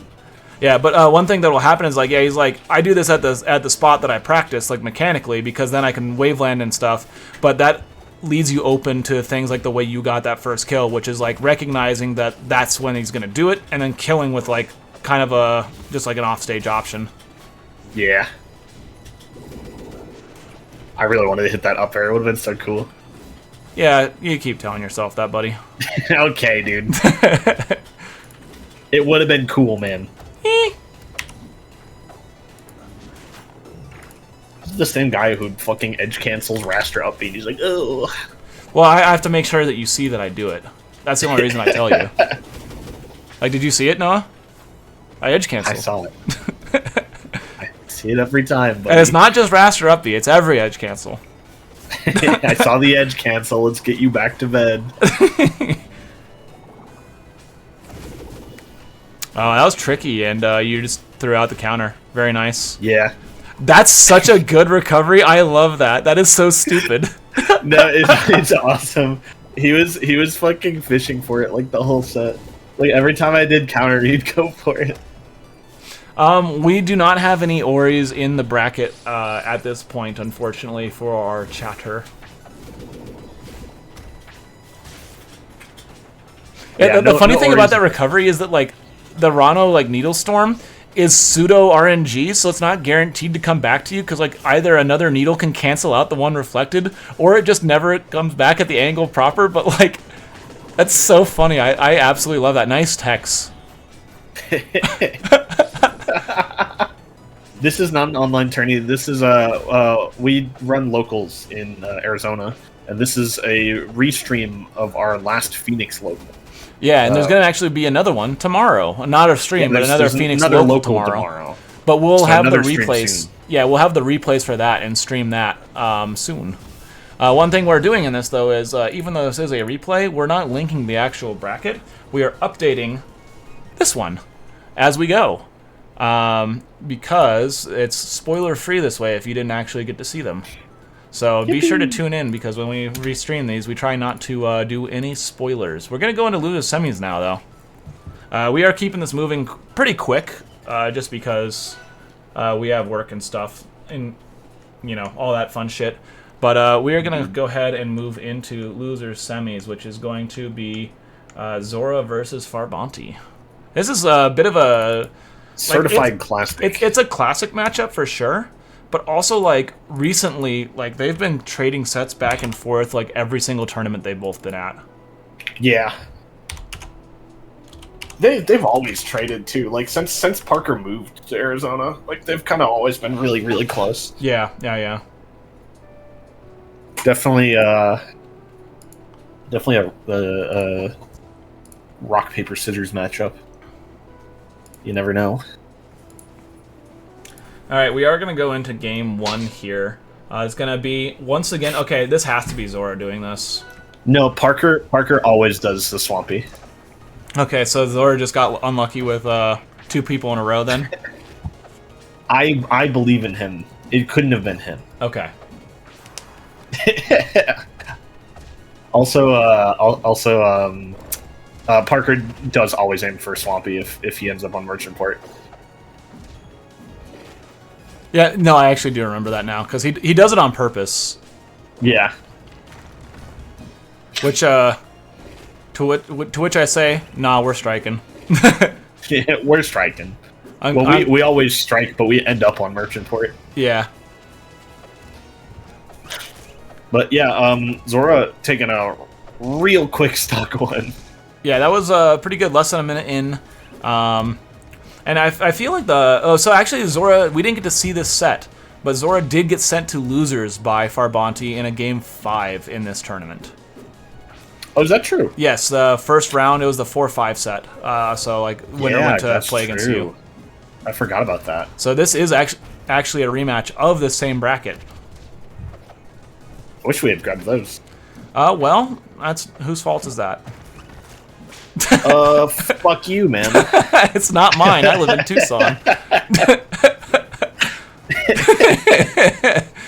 Yeah. I hate this guy. Yeah, these two, like, they definitely have not played as much as like me and Chompers or something, but they have like a similar like kind of bracket relationship where yeah. They do so many things that only work on the other person. Yeah, if you watch them play each other, you're like, why are they doing that against Sylvanos, or why are they doing that against a Maple? It's just because they have. Actually, no, I'm gonna go on to bracket. Yeah, let's find out exactly how many. Yeah, their all-time tournament set record. I'm gonna guess at least 50 bracket sets. Oh, easily at least 50. I'm gonna go 75 plus. Ooh, okay. I don't think they're triple digits though. I don't think so. No, I don't think they're triple digits either, just because of how late Parker came into the scene. Yeah, that's kind of why I said 50 plus. So that game one though, going to Zora with 2 stocks remaining. Yeah, he was looking really good. At the monthly, he lost a little early to I can't remember who, but I know that he lost to Integral in losers, and so this time he actually asked me to warm him up the day before the tournament. And, nice. It shows, man. This is a man that needs the warm up, but he looks really good after he does it. Okay, so we are 16 to 29. So you are. I'm closer. You are closer, but in Price is Right, we both lose. So I'm not conceding defeat. Because you're not closer without going over. But yeah, 16 to 29 all-time record between these two. And that is in Zora's favor. Wait, without going over? Oh, no, I did go over. You're right. I said 50.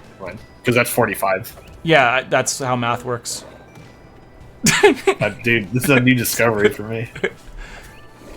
Don't worry, I had to pull out the calculator app to figure out that one. I'm surprised you can manage that technology. Hey, somehow I esports manage. Okay, dude. Dude, no you don't. Oh yeah, somehow I don't anymore. Somehow I stopped. I mean, I guess you kind of do. Okay, I don't watch The Price is Right anymore, Chompers, because Bob Barker is not the host anymore. I don't care about Drew Carey. Okay? Is that who hosts now? It's who took over for Bob Barker. I don't know if he still hosts. Okay. But he did take over for Bob Barker, if I remember correctly. All I know is it wasn't Bob, and who cares if it's not Bob? You don't know Bob Barker? Ba-da-ba-da, ba-da-ba-da. He's... Dude, okay, no, hold on. Have you seen Happy Gilmore?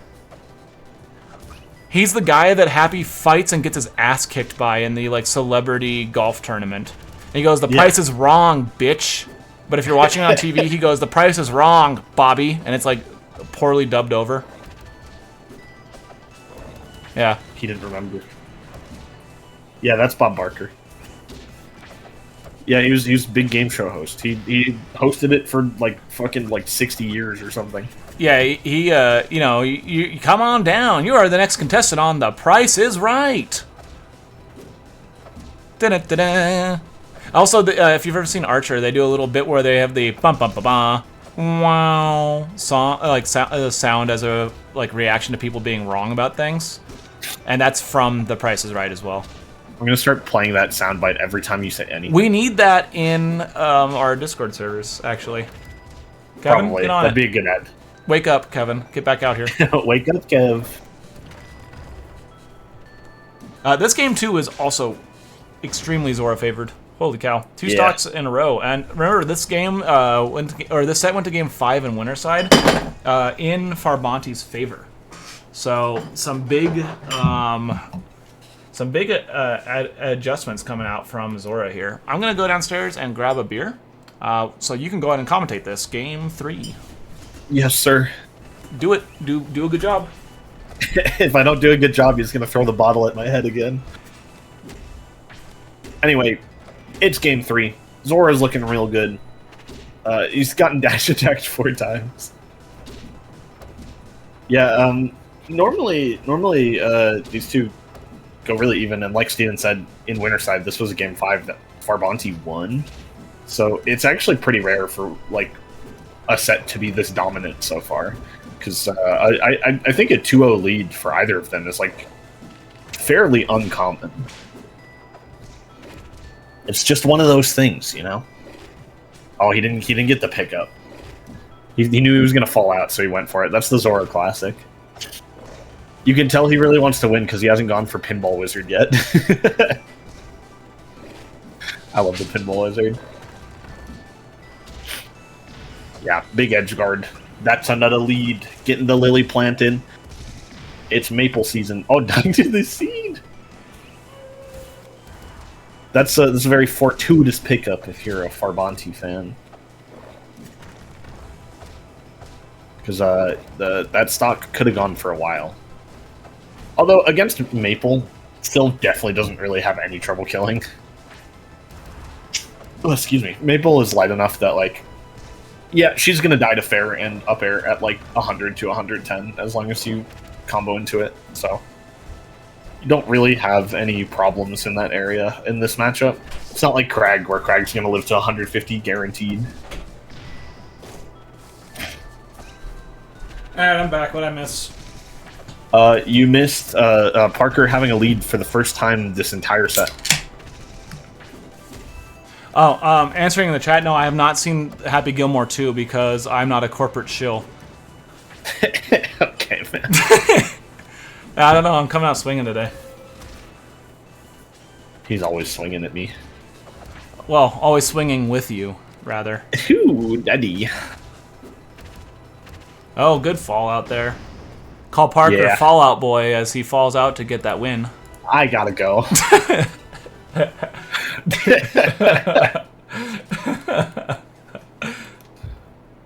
Hold on, I'm gonna look up Patrick Stump real quick.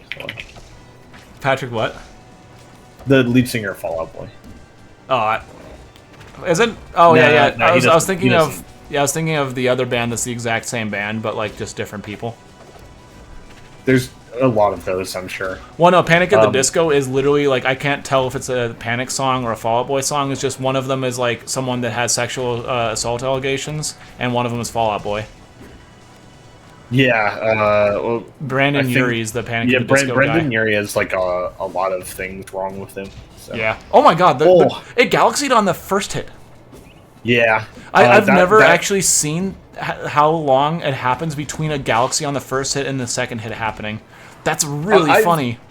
I've definitely seen it because of that specific scenario, where because Zach looks for that a lot. Yeah, but like I don't know, there was such a pause there. That's crazy.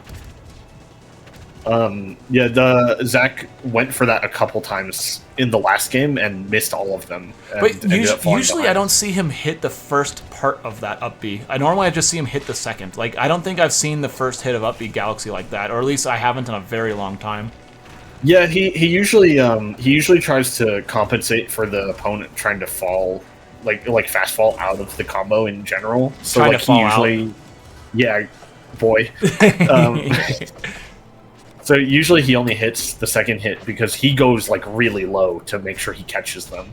But that time I think he just knew that Parker was in the corner. Yeah. Like, and so this is an interesting stage pick because like you'd think that like Farbanchi would be more comfortable on a bigger stage being able to run away, but like Zora's been just suffocating him nonstop, and like has just been in complete control of this game the entire time. Yeah, I think the thing about there it is. Oh, he didn't touch the wall. Yeah, I think the thing about there was Maple, no stopping that.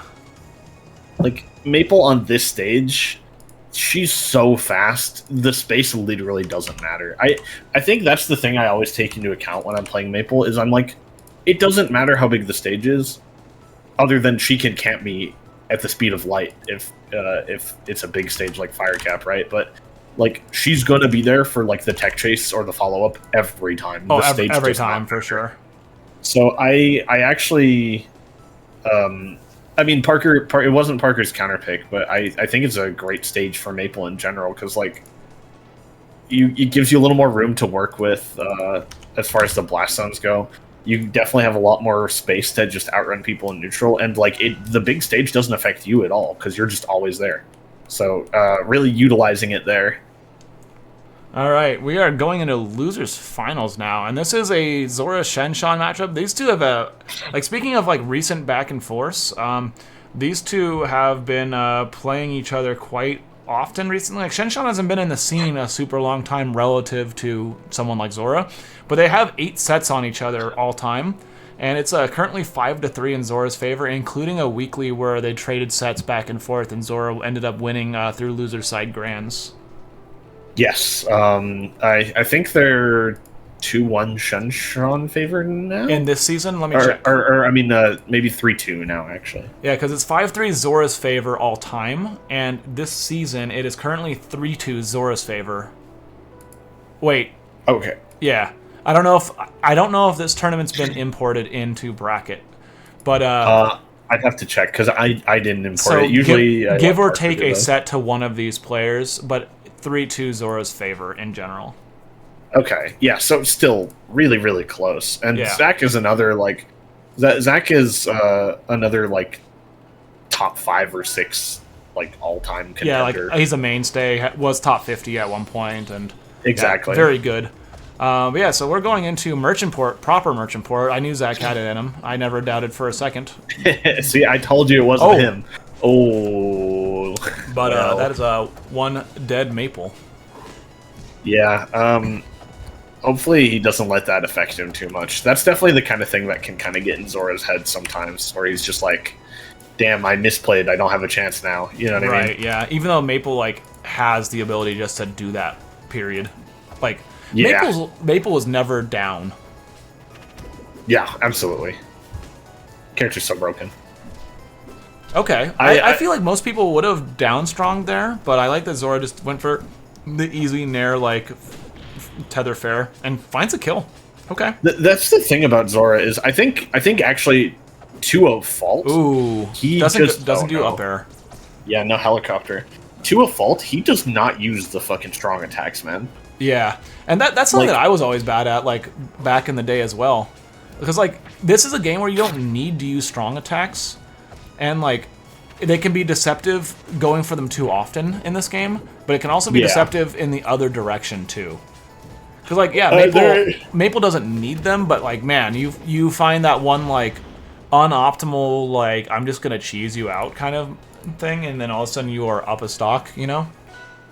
And also, like, I mean, I think especially for Maple, because of her wrap, like, it just straight up is optimal a lot of the time. Yeah, Zora had basically 3 deaths that were entirely preventable without Shenshan actually forcing the issue there. The first one, obviously we saw. Then the second 2, both of them were a result of not doing aerials out of the double jump or wall jump. And just not making it back to stage without getting hit. So that was a really quick game 1 and kind of gave it away to Shenshan. Not that Shenshan was playing bad or anything, but like Zora just kind of handed that to him. I think that's the thing is I think with just Zach was definitely, I mean, maybe it was just nerves coming off the last set too. You just played the guy that beat you in winners, right? And also 10th set they play a lot. I don't know. Sometimes you just fall apart a little bit and you got to pick it back up. Yeah. And to answer the chat, like someone said, what about Elkies? I think Elkies falls into the sometimes overdoes it realm of the strong attacks. Yeah, I think she's like a pretty unique case because she plays like no one else does, period. But like sometimes, like especially when like someone has her kind of figured out, she'll throw out more and more because it's like the fallback habit, you know. Yeah, absolutely. But when she's on, she throws out the perfect amount. When she starts getting like down is when she throws out too many, from what I've seen. When a lot of the time when Elkies loses, it's because the other person figured out when she's going for the giant fucking reads and like just doesn't engage with it. Exactly, yeah. But Zora down 2 stocks to 1 here. Shenshan has definitely earned both kills this time. Like Rockwall is a counter pick that Zora will always go to 100% of the time for stuff like that, but Shenshan so far has been taking advantage of the stage a little bit better. I feel like Zora has kind of been like really overextending off stage, and it's getting him murdered. Yeah, Zora was doing a little bit too much of the forward tilts at the ledge there, and falls for the tech triangle land, and almost dies for it because it's Rockwall. But here we go.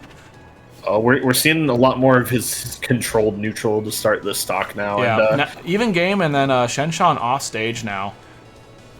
Oh, goes for the fair out of the bubble, but the really good drift by Shenshan, recognizing that Zora went for that the previous stock, and so Shenshan is drifting far out to the blast zone and surviving, barely missing the fair. You gotta have balls to DI that far out on this stage too. Oh, absolutely. Zora almost dying off the top to a sweet spot back air there. Another one of those at that height will definitely do it. And no mark on Shenshan right now, so that up air is not as deadly as it could have been. Yeah, got it right after that though. So now next one is gonna afford a lot of opportunity, unless he parries it. Well. I mean, I respect it. I guess he thought it was going to send higher angle and go into the bubble. Well, I just feel like he probably got caught dashing back, and a forward tilt, like, even on most stages, wouldn't kill there. It's just Rockwall. You DI out on forward tilt, and you die at that percent. I was trying to give him some credit. No, I mean, I'm giving him credit because, like, getting caught during a dash back on forward tilt, like, you don't expect to die to that, like, ever. No, yeah. Especially not Maple F tilt, because it's like at least in Rivals 2, I kind of expect it because it just has like way higher knockback scaling. In this game, I like never expect it, but it happens every once in a while. Yeah, it's like when you kill with like Claren like forward tilt. It's like it's the low hit pause mixed with like a move that's pretty quick. Yeah. And then you're probably usually like 150+%. All right, yeah, I'd say that's the range. Ooh, that'll kill off the top. Wow, even on this stage, that'll do it. We saw Zora DI that hard in at the end of the last game and almost off the top, but that's one of those moves that, like, when you're really high in the blast zone, like, you don't feel like back air should kill you, but it kills off the top a lot unless you, like, have, like, a no DI. That was a diamond that Zach just found in the dirt down there, by the way. Yeah, moved the bubble with it as well, so the Galaxy actually pushing Shenshan away from the bubble as it gets knocked away, and finds a stock there, evens it up, because yeah, that was a huge moment in this set for sure. Yeah, that was basically a full stock swing, because Shen died, I think it was 37% after the hit on the fair, which is bonkers. Yeah, seriously. I wonder if, because like the bubble moves during the purple screen. Ooh, that'll kill. Oh man. Yeah, to finish that thought, the bubble moves during the purple screen, so I wonder if like it actually being a purple kind of affected his ability to even get in the bubble in the first place. You know, maybe, but he did hit them at the same time. So. Yeah. Oh. But that was great. I love when they both just stop to throw their neutral specials. Yep, and that catches that instant tongue. That's something that Shenshan does like to do, is the instant tongue out of hit pause or hit stun. Yeah, it's a good habit to look for, especially on Maple, because you're fair. If he doesn't have the bubble available, like you're just gonna murder him. We've seen him punished a few times this tournament for like that. Like right there, once again, was the instant tongue out of hit pause. Yeah, hit stun. Like you see Zach doing it. You saw me doing it. I would just literally go out and Claire and nair him at like 90 and purple him. Exactly, and I think Stro did a little bit of it too, though I can't remember that set as much right now because we've been streaming so many of them. Wow, almost dying off to the side with up air. I like that DI though. That was really good. The rare charge strong attack from Zora, by the way. Yeah.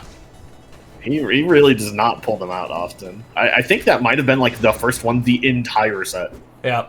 Zora with a forward tilt and then doing the jump out, quick little fastfall into double jump fair and finding the kill. Going up 2-1 here in losers finals. It was looking rough the first game, can't lie. Yeah, no, but, Zora like either just like his hands were wet or something because he was giving away kills left and right, or like he was nervous or something, but has been playing much better the last 2 games. Shenshan had a big lead on the Rockwall game, but Zora has been looking more and more clean as the set has progressed. Yeah, Zora's always been like the adaptation type of player too. Like he needs the time to like first of all find his groove and second of all like analyze what the opponent's doing. Right. He's the kind of guy that studies opponents and character matchups a lot. He just kind of needs that time. Yeah, big find here. That is basically a full stock lead now. He's really been getting Shenshan on these low bubble stalls. Yeah, like he just goes all the way down there. Yeah. Oh yeah, the low bubble stalls is another thing. Like we saw Stro get I remember that one very specifically, getting the like jump down and then wait and then double jump nair on the low bubble stall. Yeah. Zora's basically doing the same thing, just with Maple Fair. So it just hits both of them. So like he has to care even less. Tether gonna kill, does not SDI out of it. Oof. That's 100% right there. That's a really early stock to be losing against Maple. Yeah, this is Zora's definitely pretty himself. Good for Zora. Yeah, he's feeling himself. Because like that platform is like normally like a Rano safe haven, but like you're seeing Zora just do these like little like short hop up airs, sharking below the platform, making him uncomfortable. And then when he does find a hit, he's getting like 2 or 3 off of the follow ups as well. Yeah. This is it's pretty dire if you're a Shenshan fan right now. Oh, what a down air, dude! That's so good. Good DI on the up air too. Not DIing in and getting moited. Yeah, so many people DI in on that up air because it's like a move that doesn't kill you until it does, and then, you know, you just kind of never expect it, right?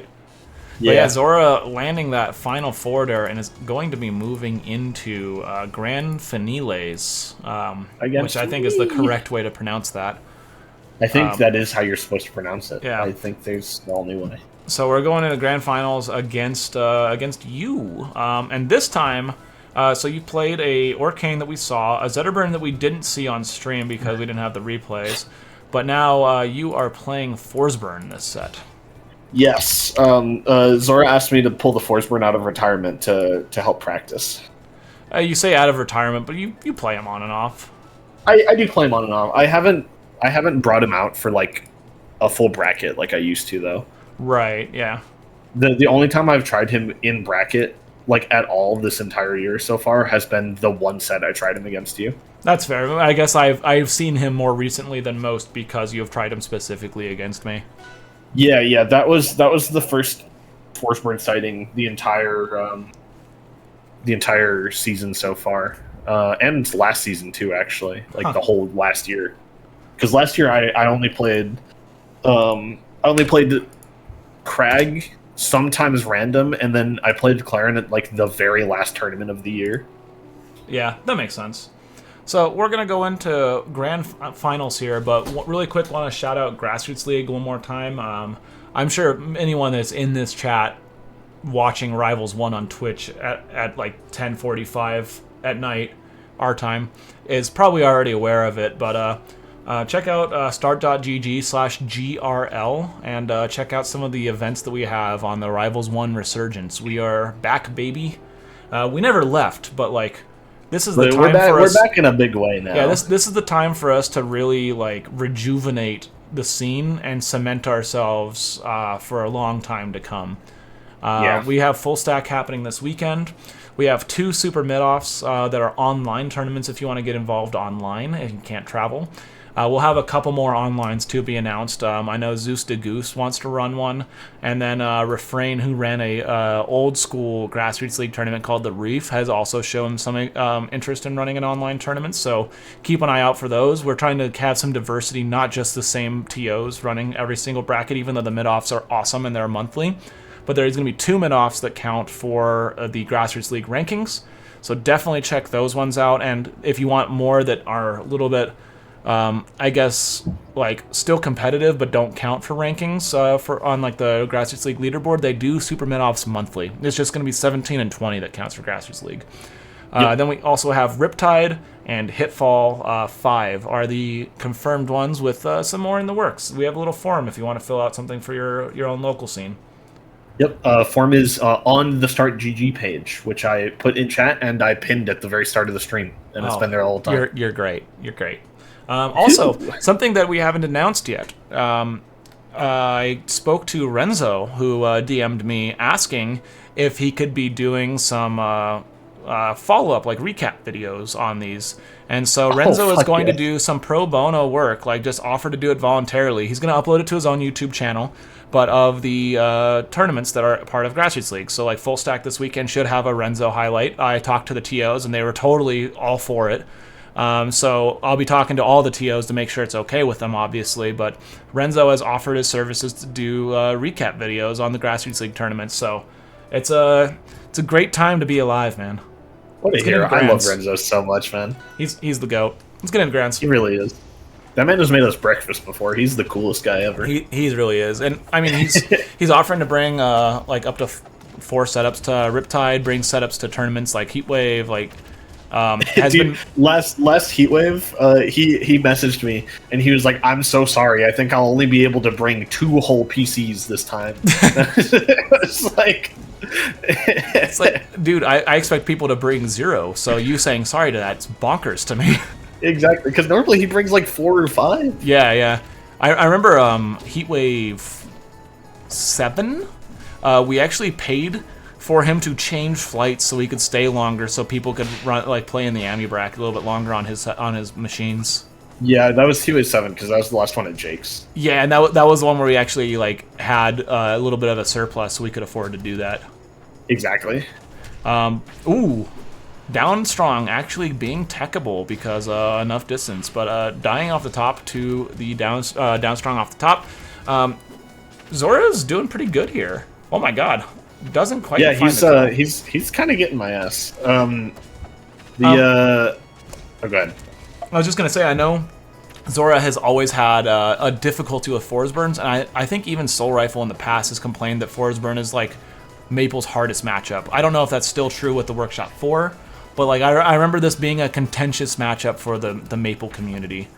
Yeah, I obviously I am the Maple Maestro, of course, but as someone who just plays all the characters and also someone that I would consider myself at least a former Forest Burn main. Yeah, absolutely. I do think that if Maple loses a matchup to anyone outside of like the top 3, it's probably to Forest Burn. Yeah. I think he's got the right amount of frame data to disjoint that she has like a bit of a hard time dealing with.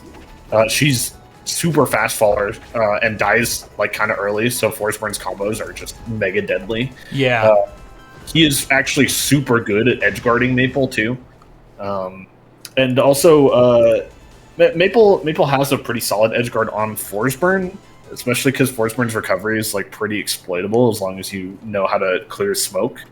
But Maple has a sometimes a hard time like dealing with that because she kind of to clear smoke like below ledge, she has to really hardcore commit, and he can kind of just leave in that time frame. Exactly, yeah. One of my favorite things doing like to Maple is like a dash attack or a down tilt at the ledge. If they DI in, you just do a turnaround down air, and they're pretty much dead. Like guaranteed at like 40%.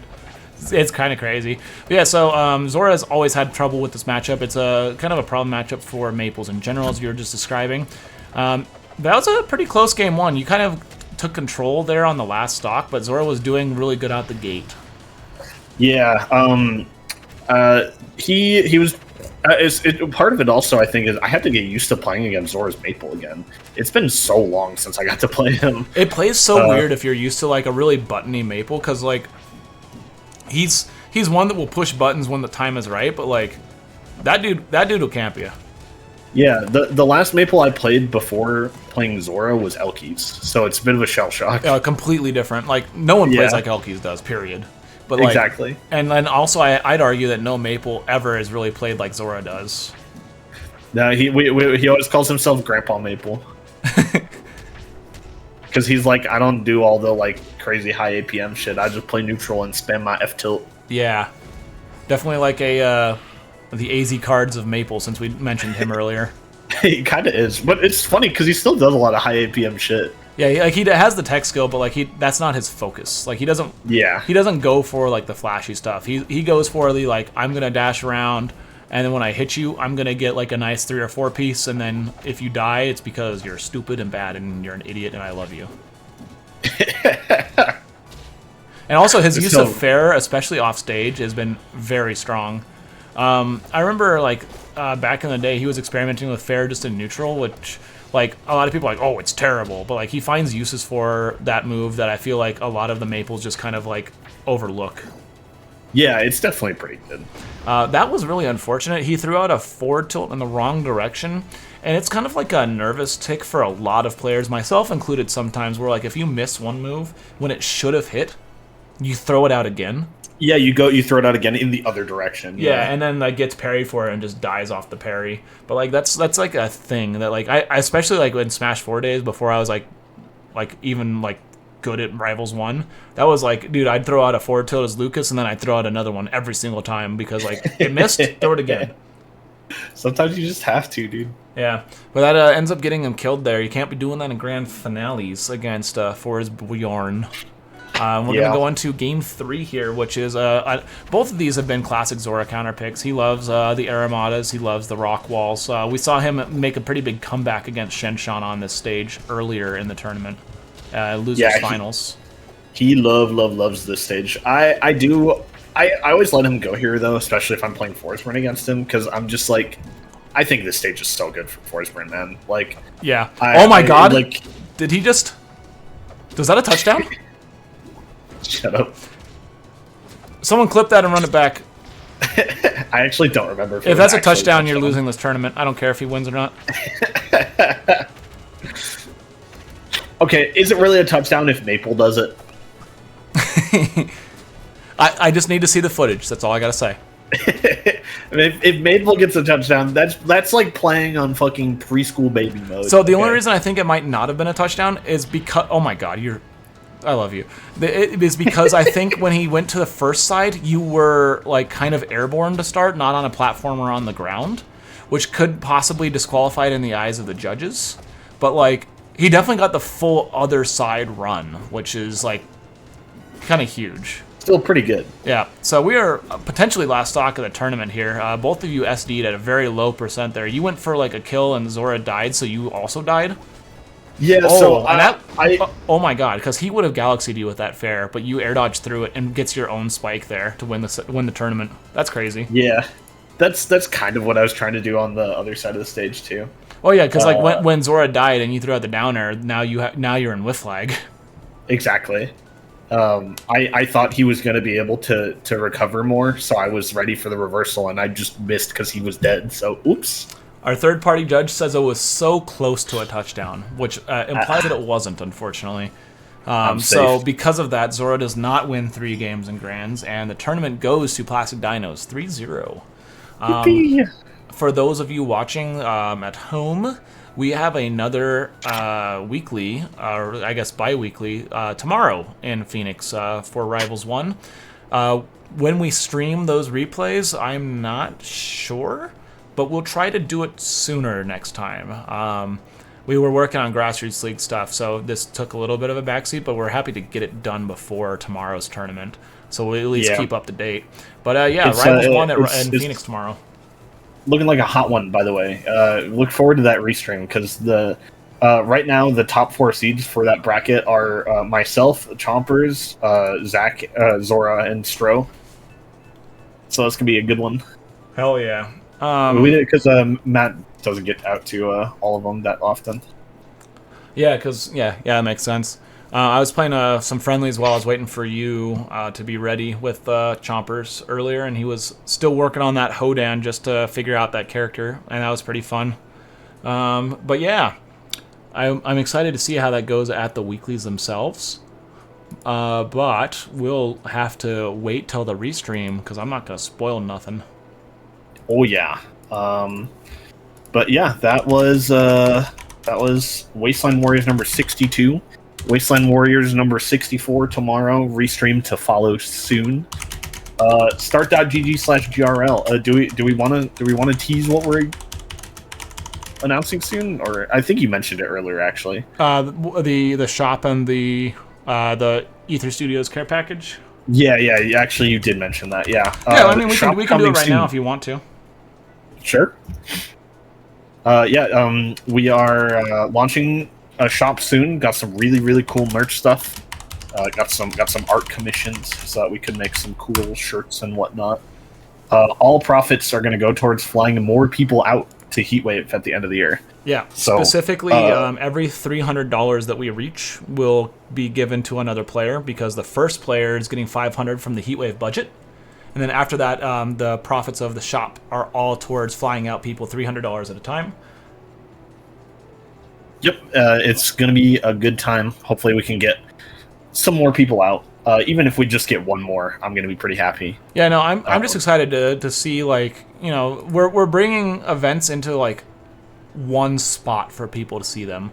Because, like, these Rivals 1 events that are part of Grassroots League, they didn't need us. To be very clear, these are events that, like, were happening already, but these are events that I think are representative of the community that has persisted over the last couple of years, with Rivals 1 being on the back burner from Aether Studios. So we are like putting them kind of all in one spot for everyone to see. There's like they literally have to do nothing to be part of the Grassroots League, but they are contributing points, so giving an incentive to go to Heatwave, which is going to be pretty fun. But also what I want this to do is not only just highlight and hopefully get a couple people more to each event, because everyone sees the local or the hub and maybe finds out about tournaments that they normally don't know about. But I also want to inspire new events. Like the full stacks and the hitfalls, they were going to happen anyway. The super mid-offs, they were going to happen anyway. But going to one central location and maybe getting one or two more people here and there, it's going to make a big difference to the scene. And then also, now that there is a central location, maybe we inspire a couple more local TOs to bring back Rivals 1 in places that they didn't before. So there's a lot of good that I think can come from this, and we're going to do it even bigger in 2027, but this is just the beginning. So Rivals 1 very much alive right now.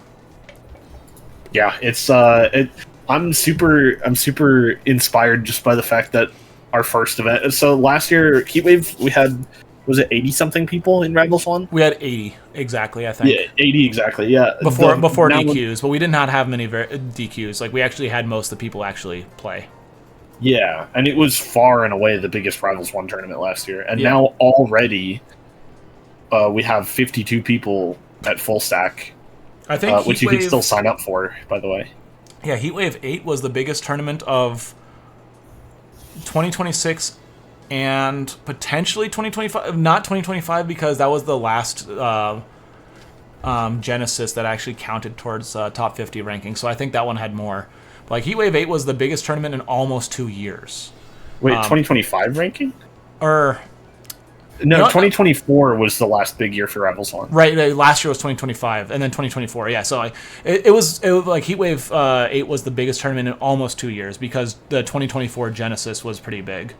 Yeah, and now we already have a tournament that's like approaching its numbers, which is so cool. Yeah, like Full Stack being at 52 plus with registration that just reopened, because on the flip side of things, if you're a Rivals 2 fan, Ludwig doing his like tournament over the weekend that's gonna like give Evo passes to people, also offered top 16 passes to Rivals 2 entrants that are at that tournament. So like they're a grassroots scene for Rivals just in general, but they reopened the registration. So like if you are just now hearing about it, like, and you're in the area, like that is one of the premier ones to go to, and I absolutely would be there if I didn't just get a new job less than a month ago and I'm still on like the 90-day training period. Yeah, I'd love to go to that. The TO, she's invited me out like for all 3 of them, and I'm just like, I never have the time and the money at the same time. Right. It's so sad. Yeah, like I almost had the time. I definitely didn't have the money, but I was going to try to make it work. But then I got the job, and I was like, yep, well, I will be available in 90 days, and then I can start going to stuff. Yeah, I'm hoping we can travel to some stuff later this year. I should be at Riptide. It's the same weekend as like Frisbee sectionals. If I do Frisbee this year, which I want to, but that's a whole other can of worms. But I should be going to that regardless, because even if I am doing the Frisbee season, my goal is to fly out to Riptide, run and play in the Rivals 1 bracket, and then fly to sectionals the next day, like next morning. Yeah, I'd like to go to Riptide. It's just still pretty expensive. So. Yeah, it's an expensive time to be alive right now, just in general, with everything going on. And you can say that in a year, but this especially. I expect like flights and stuff to be way more expensive because of gas prices and all that. So it's gonna be tough. All we can do is what we can do. Yeah. But yeah, we've got a lot of cool events happening. Yeah.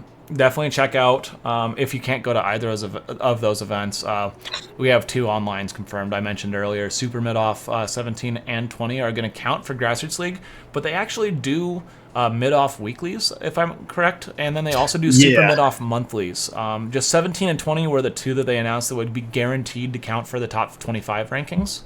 So those are the 2 that we picked to be part of Grassroots League. But if you want online brackets and an active community, the Super Mid-Off and Mid-Off tournaments are like great places to start. Yeah, there's also still Academy tournaments going on. RAS has been going on this entire time. It's still been going every single week. And then MSB just brought back MS Ban, which was his fucking meme tournament, where if you're banned from RAS, you can play an MS Ban. Right, yeah. And that was a huge MS ban, the first one that he ran. Yeah, the first one was I think it was 40-something people. Yeah, it's crazy. Including like a lot of like the new gen like top talent. Yeah, so that's really exciting. We are gonna wrap it up for today though. Keep an eye out the Grassroots League Twitter, and then also my Twitter is just gonna be posting a bunch of updates. I'd like to do more on Blue Sky, but like to be honest, I just don't have a following there, so like it's kind of like I'll do it if I'm home, but like I don't do Blue Sky on mobile, so that's kind of the thing is nobody has a following on there. Yeah, it's too bad because Twitter's a fucking cesspool, but sometimes you need to be on the active location.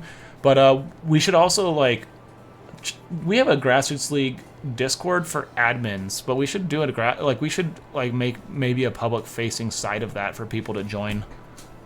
Yeah, I think I mentioned that when we first talked about Grassroots League. So yeah, just keep an eye out. There will be some news and ways to interact with the community. But the big thing is, enter some tournaments, keep the game going, share some clips online. We are here to pump up Rivals 1. And just remember, pumping up Rivals 1 does not mean insulting other people's games, whether or not you like them. It's always true. That's one of the big things that I really want to make sure people aren't doing, which most people don't because most people aren't stupid. But every once in a while you get a tweet that shits on another game and says you should be trying Rivals 1 instead of X game because it's better and yours is stupid and bad. It's let people enjoy things, man.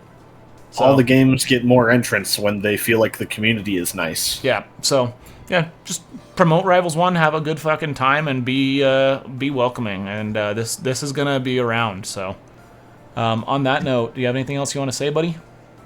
No, just excited that seems the announcement was received so well. I'm excited to keep doing shit. Hell yeah. So.